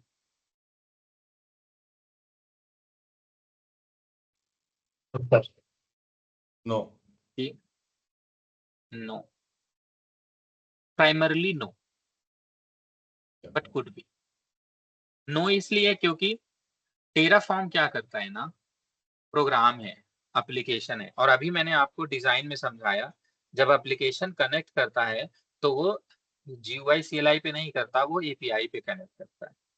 और एप्लीकेशन को जेसन का डेटा पता होना जरूरी है, और आपको ये पता हो नहीं सकता खुद से, आपको किसी भी एपीआई का ये कौन सा वैल्यू रखना है, कौन सा की रखना है, ये आपको पता हो सकता है? पहले से पता हो सकता है? आप बताओ, क्या की रखना है, क्या वैल्यू रखना है, ये आपको पहले से पता हो सकता है? एनीबॉडी? और क्या ये की वैल्यू एडब्ल्यूएस में अलग, अजूर में अलग, जीसीपी में अलग होगी या सेम होगी बेस्ड ऑन उनके रिसोर्स? कभी भी सेम नहीं होगी, कभी भी सेम नहीं होगी, बिकॉज की वैल्यू की प्रॉपर्टीज सॉफ्टवेयर टू सॉफ्टवेयर, मैं अपने सॉफ्टवेयर में क्या चीज बनवाना चाहता हूँ मेरी मर्जी, तो मैं तो अपने हिसाब से एंड पॉइंट दूंगा, अपने हिसाब से की वैल्यू दूंगा ना। आपको एक एग्जांपल बताता हूँ, AWS में वर्चुअल मशीन को EC2 इंस्टेंस बोला जाता है, तो EC2 instance name is equal to ऐसा करके शायद होगा, राइट। GCP में VM इंस्टेंस बोला जाता है और अजूर में ओनली VM बोला जाता है, तो की इसकी सेम कैसे होगी? नहीं हो सकती। So what? तो जब कभी भी कोई प्लेटफॉर्म अपना API एंड पॉइंट पब्लिश करता है तो वो साथ में उसका डॉक्यूमेंटेशन भी पब्लिश करता है कि आप उसमें क्या क्या की वैल्यू देंगे। अजूर का डॉक्यूमेंटेशन क्या क्या की वैल्यू देंगे एपीआई का, वो अवेलेबल है, जीसीपी का अवेलेबल है। अगर कोई भी पब्लिक प्लेटफॉर्म एपीआई इंटरफेस पे काम करता है, उसकी एपीआई का डॉक्यूमेंटेशन अवेलेबल होगा। दिस इज इम्पॉसिबल कि अवेलेबल ना, क्योंकि उसने एपीआई डेवलप किया है, उसने एपीआई एंड पॉइंट्स डेवलप किए हैं, उसने उसको की वैल्यूज चाहिए, तो क्या की वैल्यूज चाहिए वो वही जानता है। इसलिए हर एक सॉफ्टवेयर कंपनी जो एपीआई एक्सपोज करती है वो उस एपीआई का डॉक्यूमेंटेशन पब्लिश करती है। नाउ यू अंडरस्टैंड मैं क्यों बोल रहा हूँ कि आपको अज्योर, AWS या GCP पूरा इंटीग्रेशन सीखने की कोई जरूरत नहीं। क्यों? क्योंकि आपको सिर्फ वो डॉक्यूमेंटेशन चाहिए कि यार क्या की चाहिए, क्या वैल्यू चाहिए, वो मिल जाए तो आप काम करो। सो क्वेश्चन इज, टेराफॉर्म में ये चीज कैसे पता चलेगी? तो टेराफॉर्म में आपको इसी रजिस्ट्री से पता चलती है। जैसे अगर मैं AWS में जाऊं तो AWS में आप क्लिक करेंगे, क्लिक करके आप ये डॉक्यूमेंटेशन है यहाँ जाएंगे, तो आप यहाँ देखो, आपको सारे रिसोर्स क्रिएट करने का ऑप्शन अवेलेबल है, सारे ही रिसोर्स क्रिएट करने का डॉक्यूमेंटेशन। क्यों? क्योंकि इसकी एपीआई में कौन सा की वैल्यू लगता है हमें क्या पता, तो टेराफॉर्म को भी क्या पता, तो इसलिए इसके प्रोवाइडर के डॉक्यूमेंटेशन में वो चीज अवेलेबल है। सो अगर मैं यहाँ वीपीसी पे जाऊं, वर्चुअल प्राइवेट क्लाउड, और मुझे वीपीसी बनाना है, तो मुझे AWS_VPC देखना पड़ेगा, AWS_VPC, और ये देखो उसमें क्या क्या भरना है, उसको हम बोलते हैं आर्गुमेंट्स। ये भरना है, ये भरना है, ये भरना है, ये भरना है, ये भरना है। जेसन में लिख दिया एंड पोस्ट करेंगे तो AWS VPC बन जाएगा। बट ये GCP के VPC में डिफरेंट होगा, तो उसका डॉक्यूमेंटेशन कहाँ से मिलेगा? ऑब्वियसली उसी जगह से मिलेगा, browse provider, GCP documentation, and ये अब इसका मिल जाएगा भाई। इसके जाओ, इसके वर्चुअल प्राइवेट क्लाउड में जाओ, VPC में जाओ,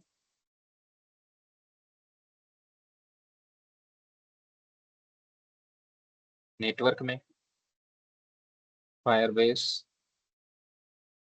network connectivity, network services, Google network services, right, Google network service में इसमें देखो नेटवर्क के नाम से आ रहा है, अलग नाम से आ रहा है।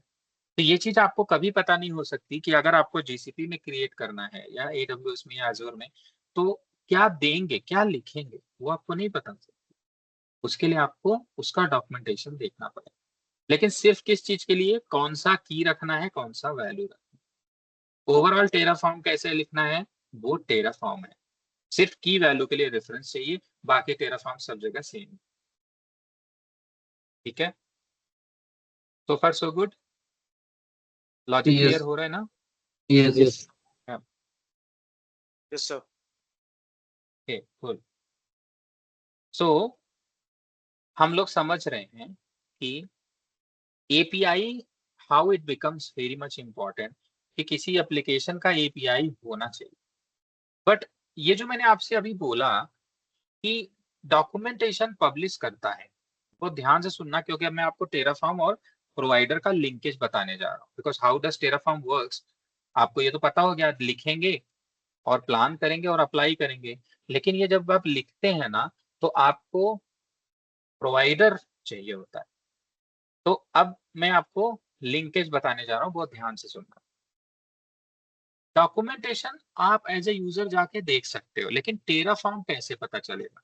टेराफॉर्म जाके डॉक्यूमेंटेशन कैसे देखेगा? या टेराफॉर्म में अगर लिख दिया आपने, तो टेराफॉर्म तो अपनी लैंग्वेज में लिखता है, वो AWS की लैंग्वेज में कन्वर्ट कैसे हो? सो अब मैं आपको एक एनालॉजी दे रहा हूं, जैसे for example, think like I have two objects here, AWS, then here something, here Terraform. Terraform AWS से कनेक्ट करना चाहता है, बट Terraform को पता नहीं है कि AWS में कौन सा की वैल्यू, कौन सा जेसन लिखा जाए, किस फॉर्मेट में AWS में डेटा पोस्ट किया जाए।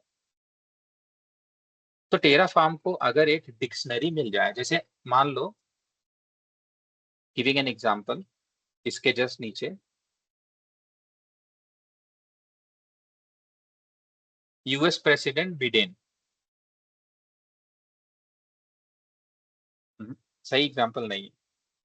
दूसरा एग्जांपल, रशिया के प्रेसिडेंट व्लादिमीर पुतिन, क्योंकि पुतिन को हिंदी नहीं आती। और ये हैं मोदी जी। अब मोदी जी को हिंदी आती है, पुतिन को रसिया आती है, रशियन, लेकिन इनको हिंदी समझ में नहीं आती, इनको रशियन लैंग्वेज समझ में नहीं आती। अगर मैं कोई ये एक्स यहाँ बिठा दूं जिसको दोनों आती, मतलब ट्रांसलेटर। अब ट्रांसलेटर के पास क्या है? ट्रांसलेटर को क्या चाहिए? Dictionary of Hindi and Russian both. उसको हिंदी और रशियन लैंग्वेज के डिक्शनरी चाहिए। तो क्या ये कम्युनिकेशन पॉसिबल है? Now this is okay? Yes yes yes. Same वैसे ही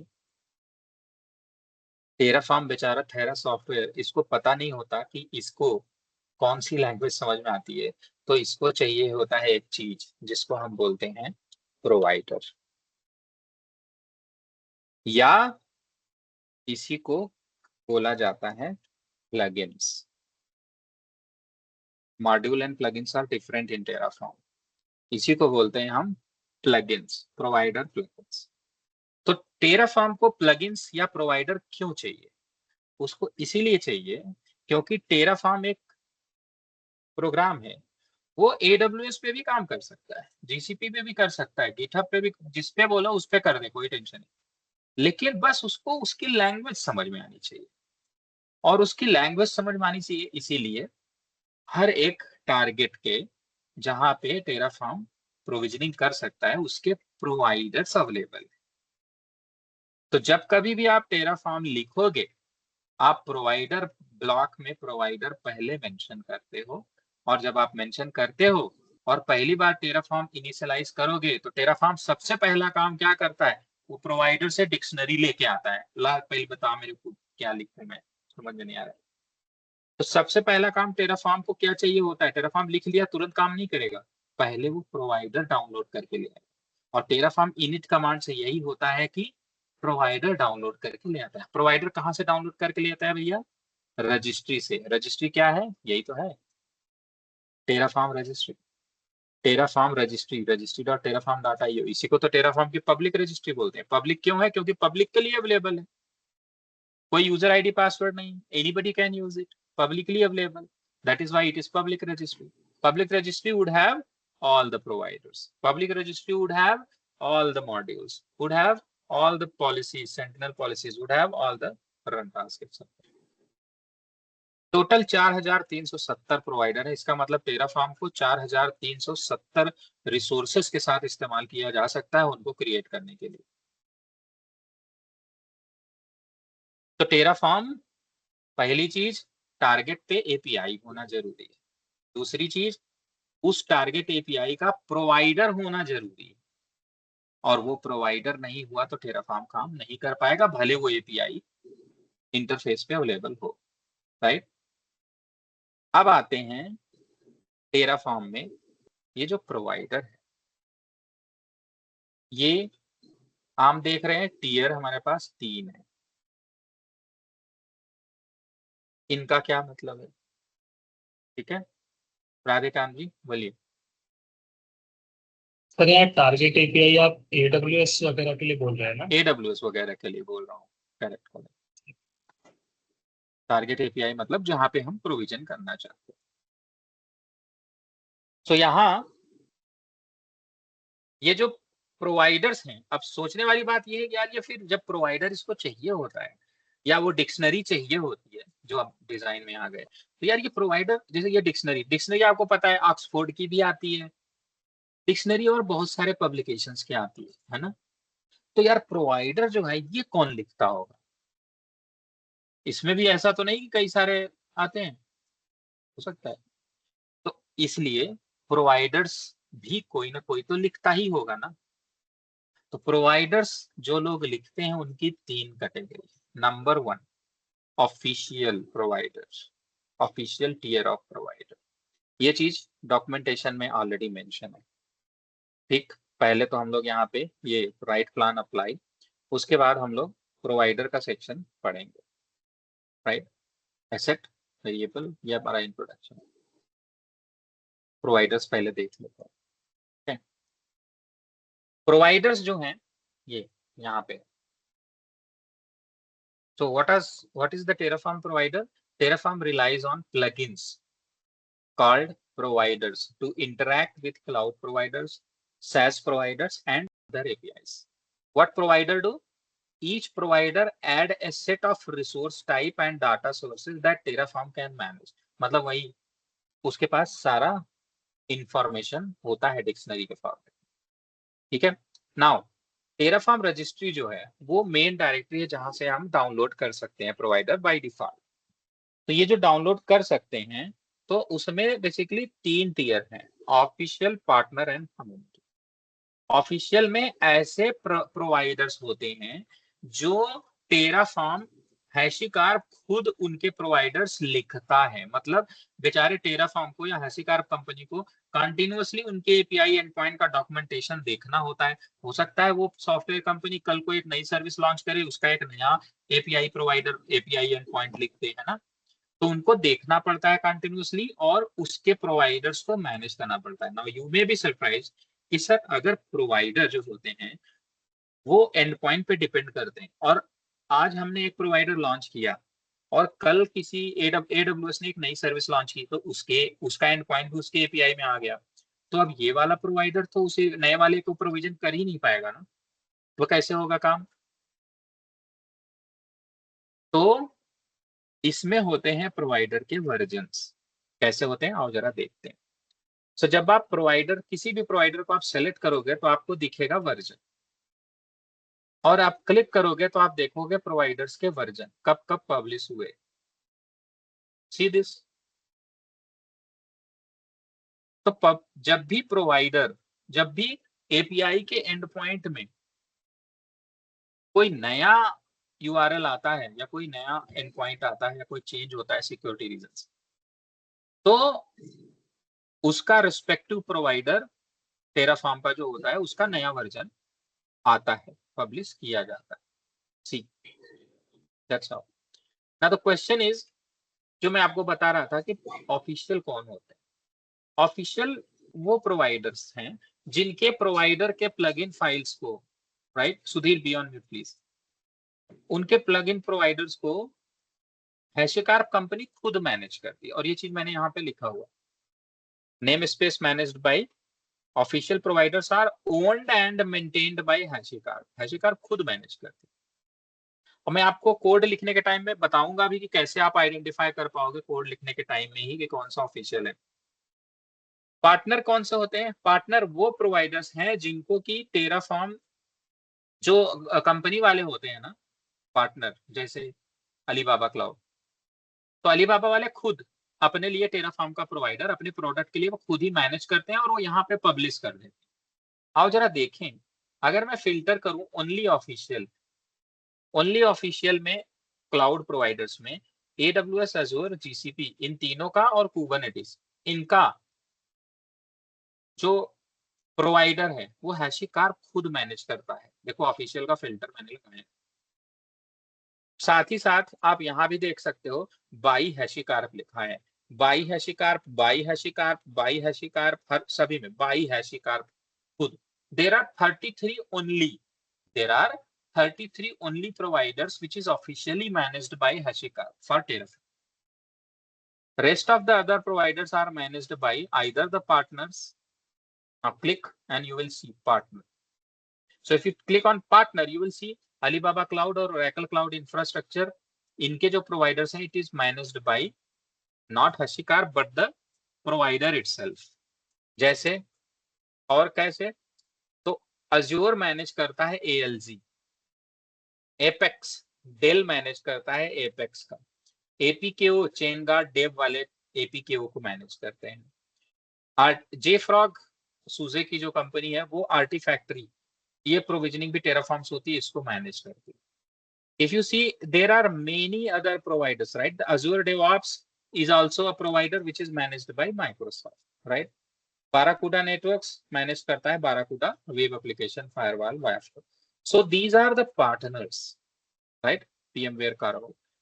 And ये तो हो गया पार्टनर। अब आता है कम्युनिटी कौन से होते हैं। कम्युनिटी वो होते हैं जिसमें मैं, आप या कोई भी एक प्रोवाइडर नया लिखा, यहाँ पब्लिश कर दिया, तो कोई ऐसे ही प्रोवाइडर नहीं लिखा सकता। यू सी हियर नाउ ना, ये बाय ग्रेग ओसी, ये by Ansible, by this, by this, by this person, by this person, by this person. और कम्युनिटी है तो भैया प्रोवाइडर डुप्लीकेट भी हो सकता है। इसका देखो एडी, इसका एडी, इसका एडी, एडी एडी एडी एडी, पता नहीं इतने सारे एडी क्यों लिख दिए इन लोगों ने। कोई रोक टोक नहीं है, पब्लिक है, कोई भी जाके रजिस्ट्री पे पब्लिश कर सकता है। Now the question should be, लिखें कैसे, या प्रोवाइडर्स कैसे लिखा जाता होगा। प्रोवाइडर्स गो लैंग्वेज में लिखा जाता है, गो लैंग्वेज में लिखा जाता है, ठीक है। टेराफॉर्म की बाइनरी जो है, टेराफॉर्म सॉफ्टवेयर, वो खुद भी गो लैंग्वेज में बना हुआ है, लिखा हुआ है, हैशिकार्प ने लिखा है उसको। बट टेराफॉर्म रन करने के लिए गो लैंग्वेज होना जरूरी नहीं है। It's an exam question, exam में ये क्वेश्चन पूछता है, you can take a note of it. Exam में क्वेश्चन पूछता है कि does Terraform requires Go language to be installed? Yes, no. Terraform को रन करने के लिए Go language की कोई जरूरत नहीं है। आपके लैपटॉप में Go lang नहीं है, इट्स ओके, Terraform चलेगा। वो Terraform सॉफ्टवेयर है ना, बाइनरी है, खुद तो एग्जीक्यूट कर ही सकता है। फिर ये भी क्वेश्चन आ सकता है कि प्रोवाइडर डाउनलोड होता है और प्रोवाइडर Go lang में लिखा जाता है, तो क्या प्रोवाइडर को चाहिए Go language? उसको भी नहीं चाहिए। क्यों? क्योंकि प्रोवाइडर भी बाइनरी फाइल ही होती है, मैं आपको दिखाऊंगा। जब प्रोवाइडर डाउनलोड करते हैं इनिट कमांड चला के टेराफॉर्म, तो जो प्रोवाइडर डाउनलोड होता है वो भी बाइनरी फाइल ही है। तो टेराफॉर्म गोलैंग में लिखा जाता है, प्रोवाइडर्स गोलैंग में लिखे जाते हैं, लेकिन Golang is not a dependency for anything. Example, so ये हो गया हमारा प्रोवाइडर्स क्या होते हैं टेराफॉर्म में। मैंने जो यहाँ एक डिजाइन बताया है, यही चीज जो चीज मैंने यहाँ पे क्लियर करने की कोशिश की है, वही चीज यहाँ पे कि जो की वैल्यू है, की वैल्यू कौन कौन से लैंग्वेज हैं जो की वैल्यू सपोर्ट करते हैं। एक तो XML, जेसन और यामल, मेनली जेसन और यामल है, राइट, जिसमें की वैल्यू आती है। जेसन जो है उसमें भी की वैल्यू होती है, यामल जो है उसमें भी। यामल में इंडेंटेशन मैटर्स, जेसन में इंडेंटेशन डोंट मैटर्स। सो मैंने आपको बताया है यहाँ पे कि जैसे GUI होता है तो उसमें आप क्रिएट VM पे क्लिक करते हैं, फिर VM नेम डालते हैं या IP साइज वगैरह डालते हैं। यूजर अकाउंट की जरूरत पड़ती है और यूजर ही GUI के थ्रू ट्रिगर करता है, तो AWS, Azure या GCP कहीं पे भी काम होगा।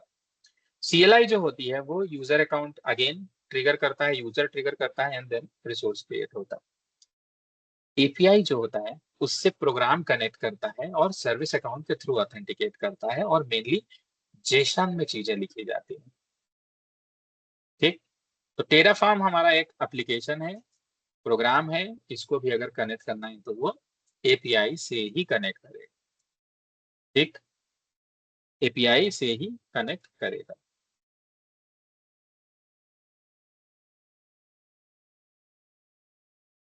Okay, next. अभी तक सबको सब कुछ समझ में आ रहा है, राइट?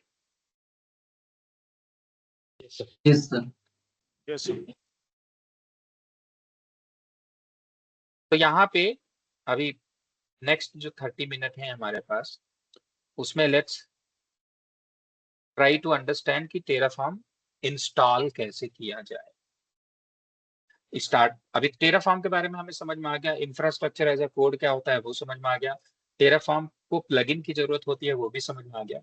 सो नाउ हमें समझना है कि टेराफॉर्म इंस्टॉल कैसे करें एंड अपना टेराफॉर्म लिखें कैसे, और ये स्टेप्स कैसे चलाना है। सुधीर बोलो। सर जो हम API की बात कर रहे हैं sir, API and REST API both are same? हाँ, API is actually the interface. RESTful API is a way of how the API being managed, right? तो RESTful API का मतलब वेब कॉल होती है, get, post etcetera. There are other API methods also available. Okay sir, got SOAP, it. जैसे SOAP API है ना, REST API, तो usually RESTful API के साथ काम करता है।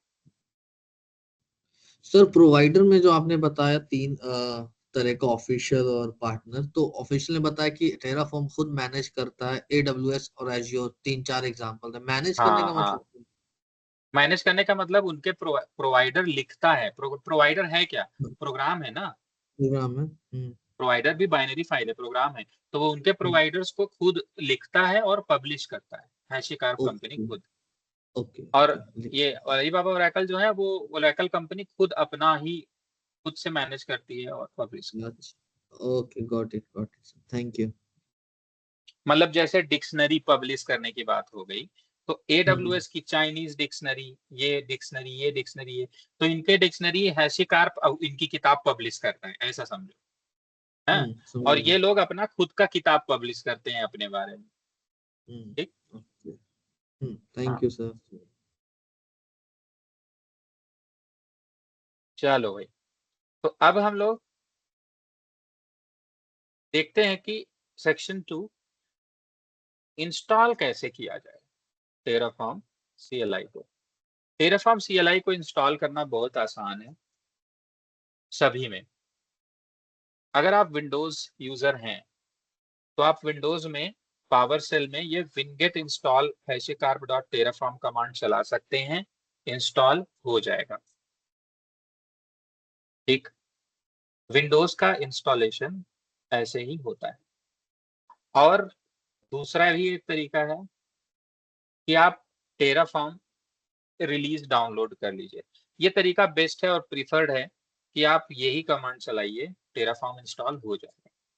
क्वेश्चन कैसे चलाएं? तो मेरे ख्याल से मुझे एक विंडोज मशीन चाहिए होगी, एक लाइनक्स मशीन चाहिए होगी और एक मैक, तो वो मेरे पास ऑलरेडी है। लेट्स सी कि हम इंस्टॉलेशन कैसे करते हैं। सो मेरे पास VMware था, इसी में मेरे पास मशीन है। लाइनक्स की तो वैसे जरूरत नहीं है, लाइनक्स हम लोग ऐसे ही देख लेंगे। विंडोज को मैं पावर ऑन करके आपको दिखाने का ट्राई करता हूँ।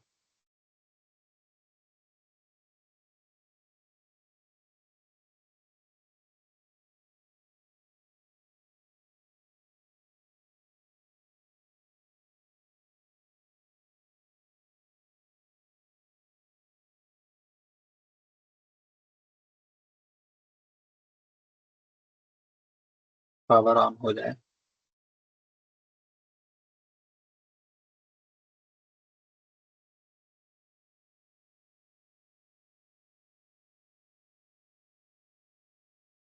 ठीक, ये है विंडोज। विंडोज में आपको ओपन करना है पावर सेल। पावर सेल में आप जाएंगे तो आप जैसे लाइनक्स में कमांड होते हैं ना, वैसे इसमें भी होते हैं। अब आ गया है winget लिख के आप सर्च करें अगर, और सर्च करें हैशिकार्प या टेराफॉर्म। winget सर्च टेराफॉर्म करेंगे तो ऐसे आपको आ जाएगा। आपको करना क्या है, इसकी आईडी जो है वो लेनी, कॉपी करके आपको लिखना है winget इंस्टॉल, पेस्ट कर दीजिए और इंटर कर दीजिए। जब आप ये करेंगे तो ये देखो ये डाउनलोड कर रहा है टेराफॉर्म 193 विंडोज AMD 64 का वर्जन यहाँ से, और ये डायरेक्ट इंस्टॉल भी कर देगा। आप चाहो तो इसको ऐसे क्लिक मार, इसको कॉपी कर लो ये यहाँ से यहाँ तक, और उसके बाद अगर आप डायरेक्ट इसको लेके जाओगे ना यहाँ ब्राउजर में किसी में, तो आपको ब्राउजर में भी ये फाइल डाउनलोड हो जाएगी। So I will tell you both the ways, how winget से करेंगे, कैसे उससे करेंगे। सो ब्राउजर पे चलते हैं, ये इस पे क्लिक कीजिए, ये देखिए फाइल डाउनलोड, राइट, डाउनलोड होके डाउनलोड्स फोल्डर में पहुंच जाएगी ये, राइट। तो डाउनलोड भी होगी। देखो मैं दो तरीके बता रहा हूँ। पहला तरीका, आपने winget इंस्टॉल हैशिकार्प टेराफॉर्म किया, डाउनलोड होके वो खुद ही इंस्टॉल हो जाता है, काम खत्म, टेराफॉर्म इंस्टॉल हो गया। जब भी टेराफॉर्म इंस्टॉल करो एक बार कंप्यूटर रिबूट जरूर करो। रिबूट कर लोगे उसके बाद आप जब ये कमांड चलाओगे टेराफॉर्म -- वर्जन, तो आपका टेराफॉर्म कमांड चलेगा और टेराफॉर्म का वर्जन प्रिंट हो जाएगा। यहाँ देख लो टेराफॉर्म 193 आ गया है। अगर टेराफॉर्म अनइंस्टॉल करना है तो winget रिमूव और वही जो आपने कॉपी किया हुआ है आईडी winget रिमूव, ये winget का कमांड है। विंडोज 10 में भी चलता है, विंडोज 11 में भी चलता है, ठीक है। सो अगर आपको अरे यार नहीं यार, मतलब रिमूव क्या होता है, अगर आप भूल गए हो रिमूव होता है या डिलीट तो हेल्प कर लीजिए। हेल्प से आपको पता चल जाएगा, रिपेयर कॉन्फ़िगर डिलीट कि अनइंस्टॉल होता है तो आप अनइंस्टॉल चला लीजिए, रिमूव नहीं होता, अनइंस्टॉल होता है, इसलिए you can run uninstall also. Sir मैं इसमें से कोई स्पेसिफिक वर्जन भी इंस्टॉल कर सकता हूँ, winget install then Terraform yes yes specific yes version? yes, specific version with the ID you can do it for sure. See here, If I want to update then then like same way 1.9 you से see here ना, 1.8 करना है, degrade आई हाँ mean to से। नहीं degrade करना है upgrade करना है वो तो विनगेट का कमांड है यार, उसके थ्रू आप कितने भी कर सकते हो। ओके, थैंक राइट, ये विनगेट कमांड है तो आपको विनगेट कमांड पढ़ना पड़ेगा, डोंट डाउनग्रेड अपग्रेड ओनली, जरूरत ओके नहीं होती। तो राइट। इंस्टॉल से इंस्टॉल हो जाएगा, लिस्ट हो जाएगा, सर्च हो जाएगा, राइट, अपग्रेड हो जाएगा, अनइंस्टॉल हो जाएगा, ठीक, सब दिखा है, रिपेयर भी हो जाएगा। तो ये कमांड देखो विनगेट का, इससे कर लो, डन, ठीक है, ये विनगेट कर लिया, अनइंस्टॉल कर लेंगे, हो जाएगा तो होगा।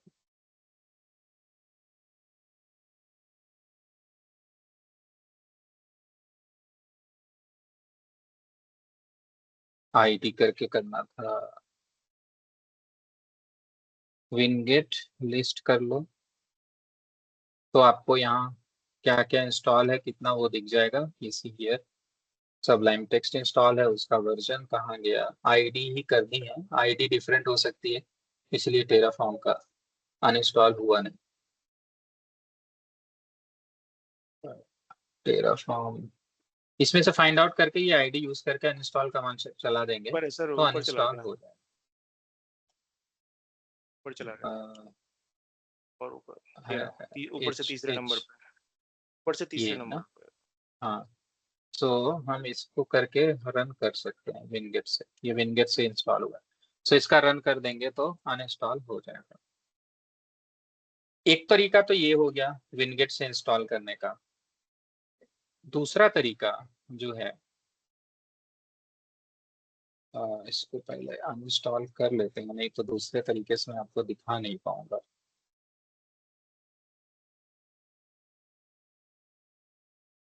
नो इंस्टॉल्ड पैकेज, अनइंस्टॉल, क्या क्या चाहिए इसको, विनगेट, अच्छा अलियास, रिमूव से भी होता है वैसे, अलियास है इसका, इसका है क्या है,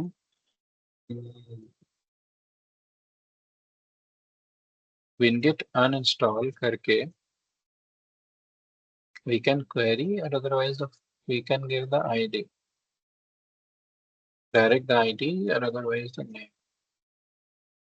पिकअप नहीं कर रहा है, आई थिंक मैंने रिबूट नहीं किया है, that could be one of the reason, otherwise ID तो उसमें दिख ही रहा था लिस्ट में।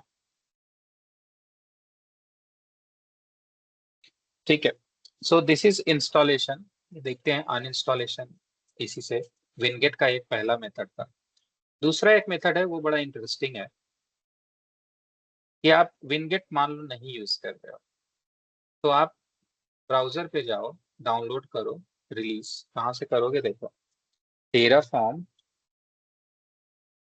रिलीज गूगल कर लो और आप गिटहब पे जाइए, यहाँ पे ये रिलीजेस हैं, सॉरी यार रिलीज टेराफॉर्म, ये रिलीज टेराफॉर्म, इस पे जाओ, टेराफॉर्म में ये आपको रिलीजेस पे ले जाएगा, releases.hackup.com/. यहाँ पे सारे वर्जन हैं, जो भी वर्जन आपको चाहिए जिप फाइल में डाउनलोड होगा, जैसे 191 इसके ऊपर क्लिक कर लीजिए, जिप फाइल में है, लाइनक्स के लिए लेना है, ओपन बीएसडी, विंडोज, मैक किसके लिए भी लेना है ले लो। तो मैं विंडोज के लिए आप डाउनलोड करेंगे तो विंडोज AMD 64 वाला कीजिएगा, 64 बिट के लिए डाउनलोड कर लीजिएगा जिप। मैंने जिप डाउनलोड कर लिया है, अगर मैं यहाँ जाके अपने डाउनलोड्स फोल्डर्स में देखूंगा तो मेरे पास टेराफॉर्म है, 1.84 भी है जो मैंने पहले यूज किया होगा, और ये भी है, सो डिलीटेड। आप इसको फिर आपको ओपन एक्सट्रैक्ट कर लेना है इसको, इस फाइल को जब आप इस फोल्डर को एक्सट्रैक्ट करेंगे तो आपको सिर्फ वो टेराफॉर्म की बाइनरी फाइल ही मिलेगी। आपको करना क्या है, इस बाइनरी फाइल को आपको लेके किसी भी लोकेशन में डाल दीजिए। जैसे फॉर एग्जांपल सी ड्राइव पे एक बिन फोल्डर बनाइए, ये टेराफॉर्म है, इसको हटा दिया मैंने, इसी पे आप डाल दीजिए। तो सी ड्राइव पे बना के ये कॉपी पेस्ट कर दिया आपने, पहुंच गया। ठीक, मैंने कहाँ पे किया है? सी ड्राइव पे, बिन फोल्डर के अंदर। अब आपको क्या करना है? उसे अपने इन्वायरमेंट वेरिएबल में ऐड करना है। तो आप यहाँ सर्च कीजिए इन्वायरमेंट वेरिएबल, और इन्वायरमेंट वेरिएबल आपको यूजर के लिए फॉर योर अकाउंट पे क्लिक करना है। तो योर अकाउंट पे गए, यहाँ आपको पाथ दिखेगा, ये इसको डबल क्लिक कीजिए। फिर यहाँ पे जैसे ये मैंने सी बिन ऐड किया है वैसे, जैसे मैंने इसको डिलीट मार दूं, न्यू करके सी ड्राइव ऐसे बिन, वो पाथ दे दीजिए जिस फोल्डर के अंदर, और ये ओके कर लीजिए। वो पाथ दीजिए जिस फोल्डर के अंदर आपने टेराफॉर्म की फाइल डाली है। कहीं पे भी रखना है रख लो, किसी भी पाथ में, कोई बाउंडेशन नहीं। इसके बाद आपको सिस्टम या तो आपको लॉग ऑफ करके लॉग इन करना जरूरी है, या तो सिस्टम को रिबूट करना जरूरी है, नहीं तो इन्वायरमेंट वेरिएबल वो इम्पैक्ट में नहीं आता। In an active session environment variable change करेंगे तो नहीं आएगा। तो ये हो गया विंडोज में हम टेराफॉर्म कैसे इंस्टॉल करें। उसके बाद आप टेराफॉर्म कमांड चलाएंगे तो मस्त काम करेगा, कोई दिक्कत नहीं है। So I am going to power off. किसी को कोई क्वेश्चन है इसमें पूछना है विंडोज में? Otherwise I can, so power of कर देता हूँ। अब आता है कि लाइनक्स में कैसे करेंगे। ठीक, तो लाइनक्स के लिए प्रोसेस सेम है। लाइनक्स में भी आपको, जब आप उस लोकेशन पे जाएंगे, राइट, रिलीजेस डॉट हैशिकार्प था ना, रिलीजेस हैशिकार्प टेराफॉर्म ऐसा करके लिख लो, कुछ भी रैंडम।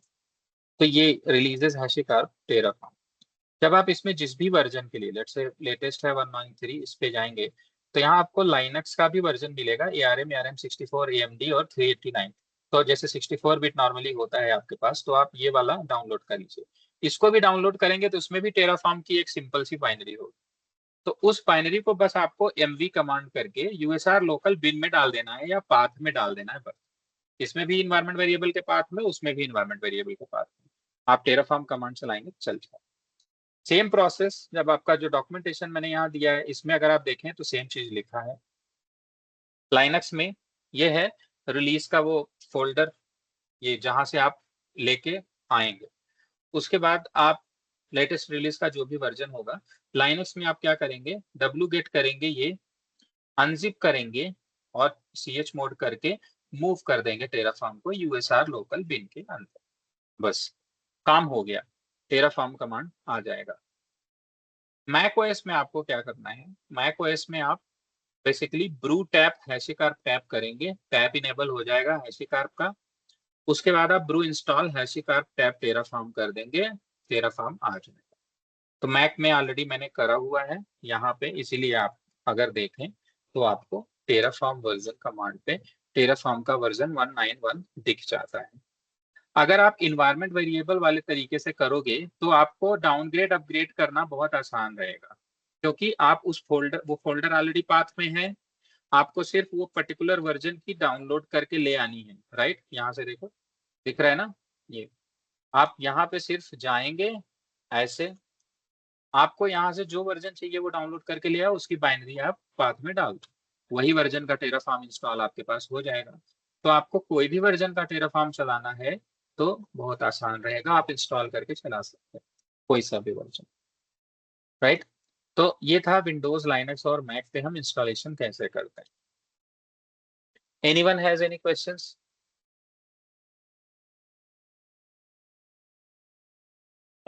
विंडोज पे लाइक जो मैंने VMware पे वर्चुअल मशीन बनाई है अपने विंडोज लैपटॉप में, तो वहां पे भी हम करके यूज कर सकते हैं वैसे?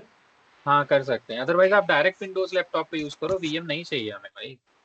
सर ये रिलीजेस का जो URL है वो चैट में लिख दीजिए, वो मिल नहीं रहा है इसमें। अरे ये है ना, ये गिटहब का टेराफॉर्म ये है ना, इसके अंदर जाकर लेंगे ना, और गूगल पे नहीं मिल रहा है आपको? Okay got it. बट मैंने वो डाला है ना, तो सारा ट्रेनिंग कंटेंट ही है आपके पास। ओके, सो यहाँ पे हमारा इंस्टॉलेशन ऑफ टेराफॉर्म कंप्लीट होता है। इसमें किसी को कोई भी क्वेश्चन अभी और है तो प्लीज आप पूछें, नहीं है तो फिर मैं आपको आगे बताता हूँ VS कोड सेटअप करना। टेराफॉर्म इंस्टॉल कर लिया, अब आपको VS कोड अपना जो जिसपे हम कोड लिखना शुरू करेंगे वो समझना है। तो VS कोड या visual Studio code free software है। मैं हमारे पूरे सेशन के दौरान हम लोग जितना कुछ भी इस्तेमाल करेंगे सारा कुछ फ्री है, सारे फीचर यूज करेंगे, सारा कुछ फ्री है, कॉस्ट पैसे किसी में नहीं लगने, राइट। तो बिंदास यूज कर सकते हैं। तो नेक्स्ट ऑप्शन है कि हमारा जो VS कोड है वो हम कैसे यूज करें। तो आप लोगों को विजुअल स्टूडियो कोड ऐसा डाउनलोड ऐसा करके आप लोग सर्च कीजिए, download Visual Studio Code Mac Linux Windows तीनों के लिए मिलेगा। ये है वो पेज जहां से आपको डाउनलोड कर। विंडोज में इंस्टॉल करना इसको बहुत आसान है और इसमें मुझे आपको बताने की भी जरूरत नहीं है। यूजर इंस्टॉलर है, सिस्टम इंस्टॉलर, दोनों में से कोई सा भी आप ले लो, ठीक। और किसके लिए आपको लेना है, विंडोज में x64 के लिए, 64 बिट ARM वाला मत ले लेना। इसको लेके डाउनलोड करके 10 और 11 में आप डबल क्लिक करके नेक्स्ट नेक्स्ट फिनिश कर दो, इंस्टॉल हो जाएगा। जब इंस्टॉल हो जाएगा तो विजुअल स्टूडियो कोड का आपको आइकॉन दिखेगा कुछ ऐसा, ये इस तरह का आइकॉन दिखेगा, उसको ओपन करेंगे तो विजुअल स्टूडियो कोड ओपन हो जाएगा, ठीक है। ये और लाइनक्स में करना है तो DEB एंड RPM दोनों फाइल आपके पास है, आप इन फाइल को डाउनलोड कर सकते हो, यहाँ से DEB यहाँ से RPM, राइट। और उसके बाद नेक्स्ट इसको DEB है तो DEB कमांड के साथ या सॉफ्टवेयर सेंटर के साथ ओपन कर लो, GUI यूज कर रहे हो तो, और नहीं तो RPM-IVH कमांड चलाओ, या DEB है तो DEB -i कमांड चलाओ, इंस्टॉल हो जाएगा, ठीक। इंस्टॉलेशन बहुत आसान है। मैक यूजर हो तो आप इसका जिप फाइल डाउनलोड कर लो, इंटेल चिप वाले हो तो या एप्पल सिलिकॉन वाला, और उसके बाद DMG में नेक्स्ट DMG फाइल होगी, डबल क्लिक करो, नेक्स्ट फिनिश करो, VS कोड इंस्टॉल, ठीक है। तीनों के इंस्टॉलेशन का तरीका बहुत आसान है, देख सकते हो।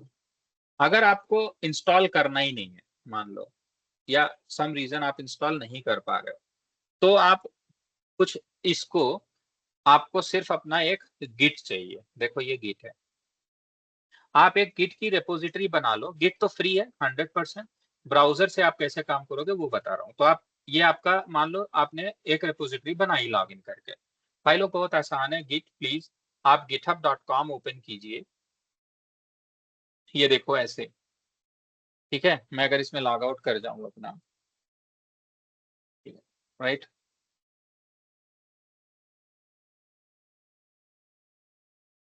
GitHub खोलोगे कुछ ऐसा दिखेगा, आपको अपना मेल आईडी डाल के और साइन अप कर लेना है। साइन अप कर लेना, फ्री ऑफ कॉस्ट है।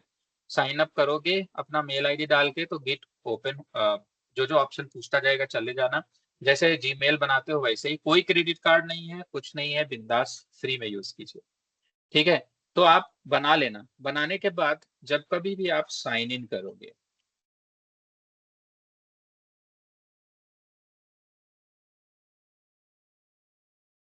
जब कभी भी आप अपने अकाउंट में साइन इन करोगे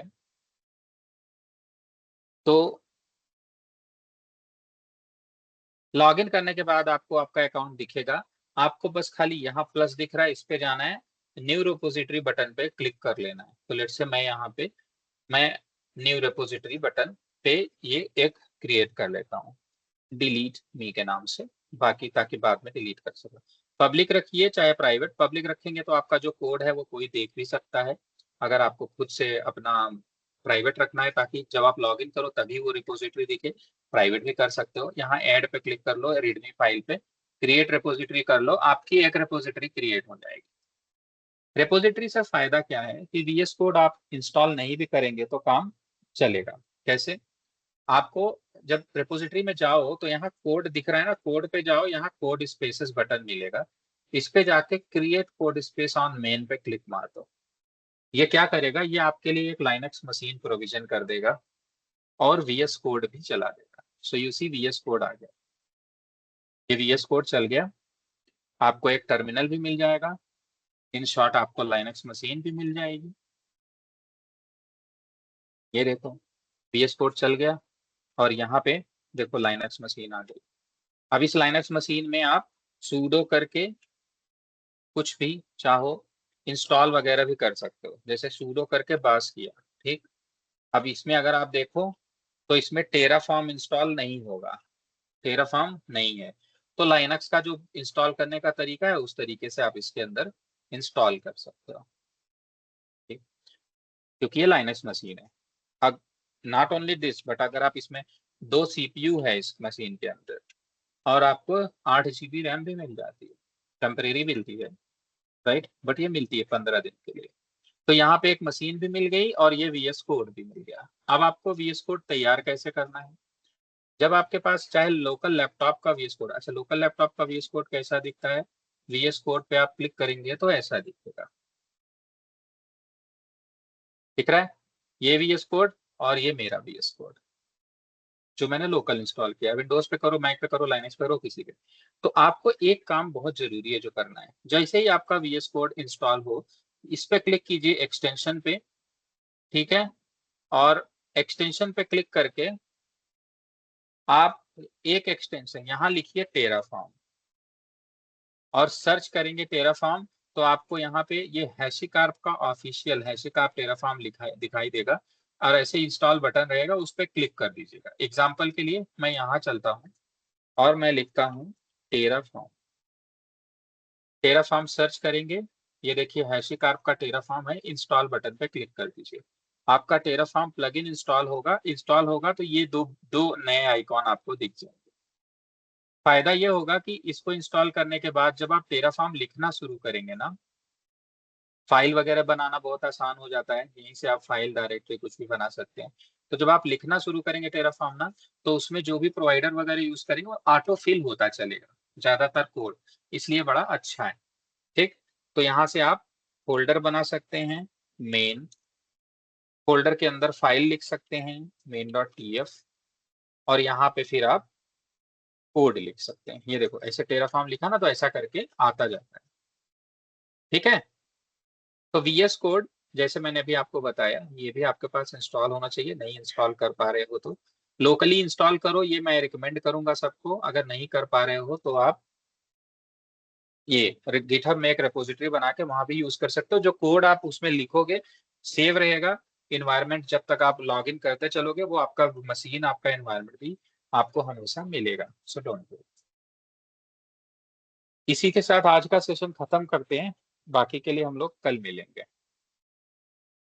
अब जितने भी क्वेश्चंस हैं please raise your hand and we will take question answers next 7 minute.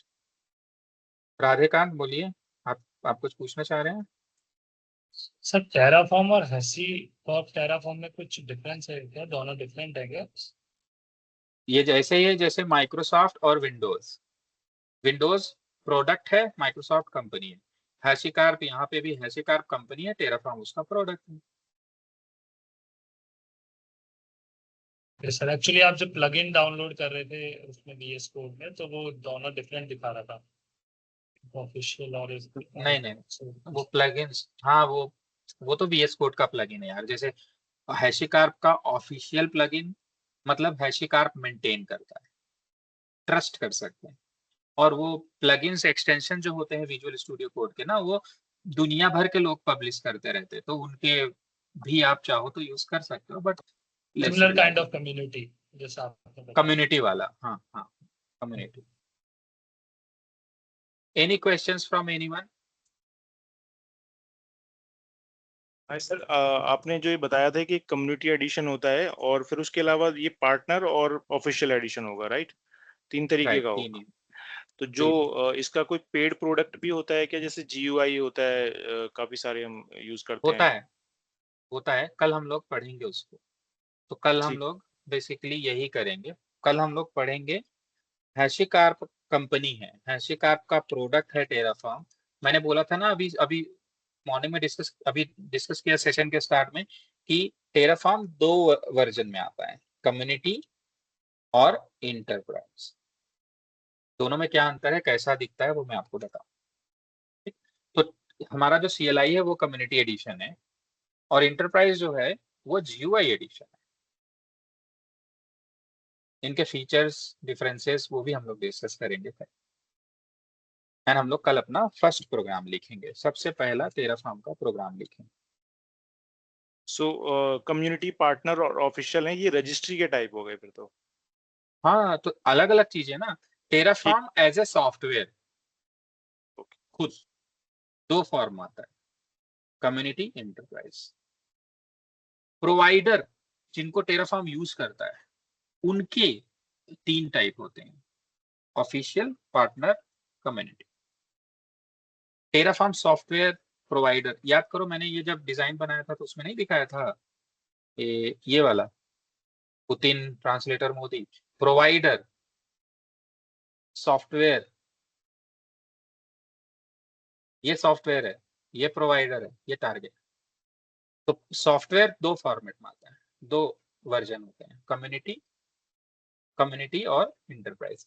जो प्रोवाइडर होते हैं उनको हैशिकार्प भी मैनेज करता है। हैशिकार्प अपना प्रोडक्ट टेराफॉर्म भी मैनेज करता है और अपने प्रोडक्ट के लिए जो रिक्वायर्ड प्रोवाइडर्स होते हैं 4, 5, 33 के आसपास जो थे ऑफिशियल, उनको भी मैनेज करता है। ठीक, Terraform as a software, plugins are extensions. हाँ, और सर ये पता कैसे लगता है कि कम्युनिटी कौन सा, एंटरप्राइज? अरे फिल्टर करके पता चलता है ना, मैंने तो फिल्टर करके दिखाया तो था आपको। ये देखो, नहीं, जो टेराफॉर्म इंस्टॉल करते हैं ना, कम्युनिटी और एंटरप्राइज वाला। टेराफॉर्म आप कम्युनिटी वाला पेड होता है ओके। और सॉरी इंटरप्राइज वाला पेड होता है और कम्युनिटी वाला फ्री। हमने जो अभी इंस्टॉलेशन का प्रोसेस समझा ना, कम्युनिटी का है। ओके। इंटरप्राइज पेड है, लाइसेंस लेना पड़ता है तब आप यूज कर सकते हो। उसका फ्री वर्जन अवेलेबल है जो मैं कल बताऊंगा आपको कैसा दिखता है। इंस्टॉल करने की भी जरूरत नहीं है, उसका SaaS वर्जन अवेलेबल। ठीक है, ठीक है। If no more sir questions. Industry में कम्युनिटी यूज होता है या एंटरप्राइज? ऑब्वियसली इंटरप्राइज यूज होगा, वैसे दोनों यूज होता है, depends on use to use case basis.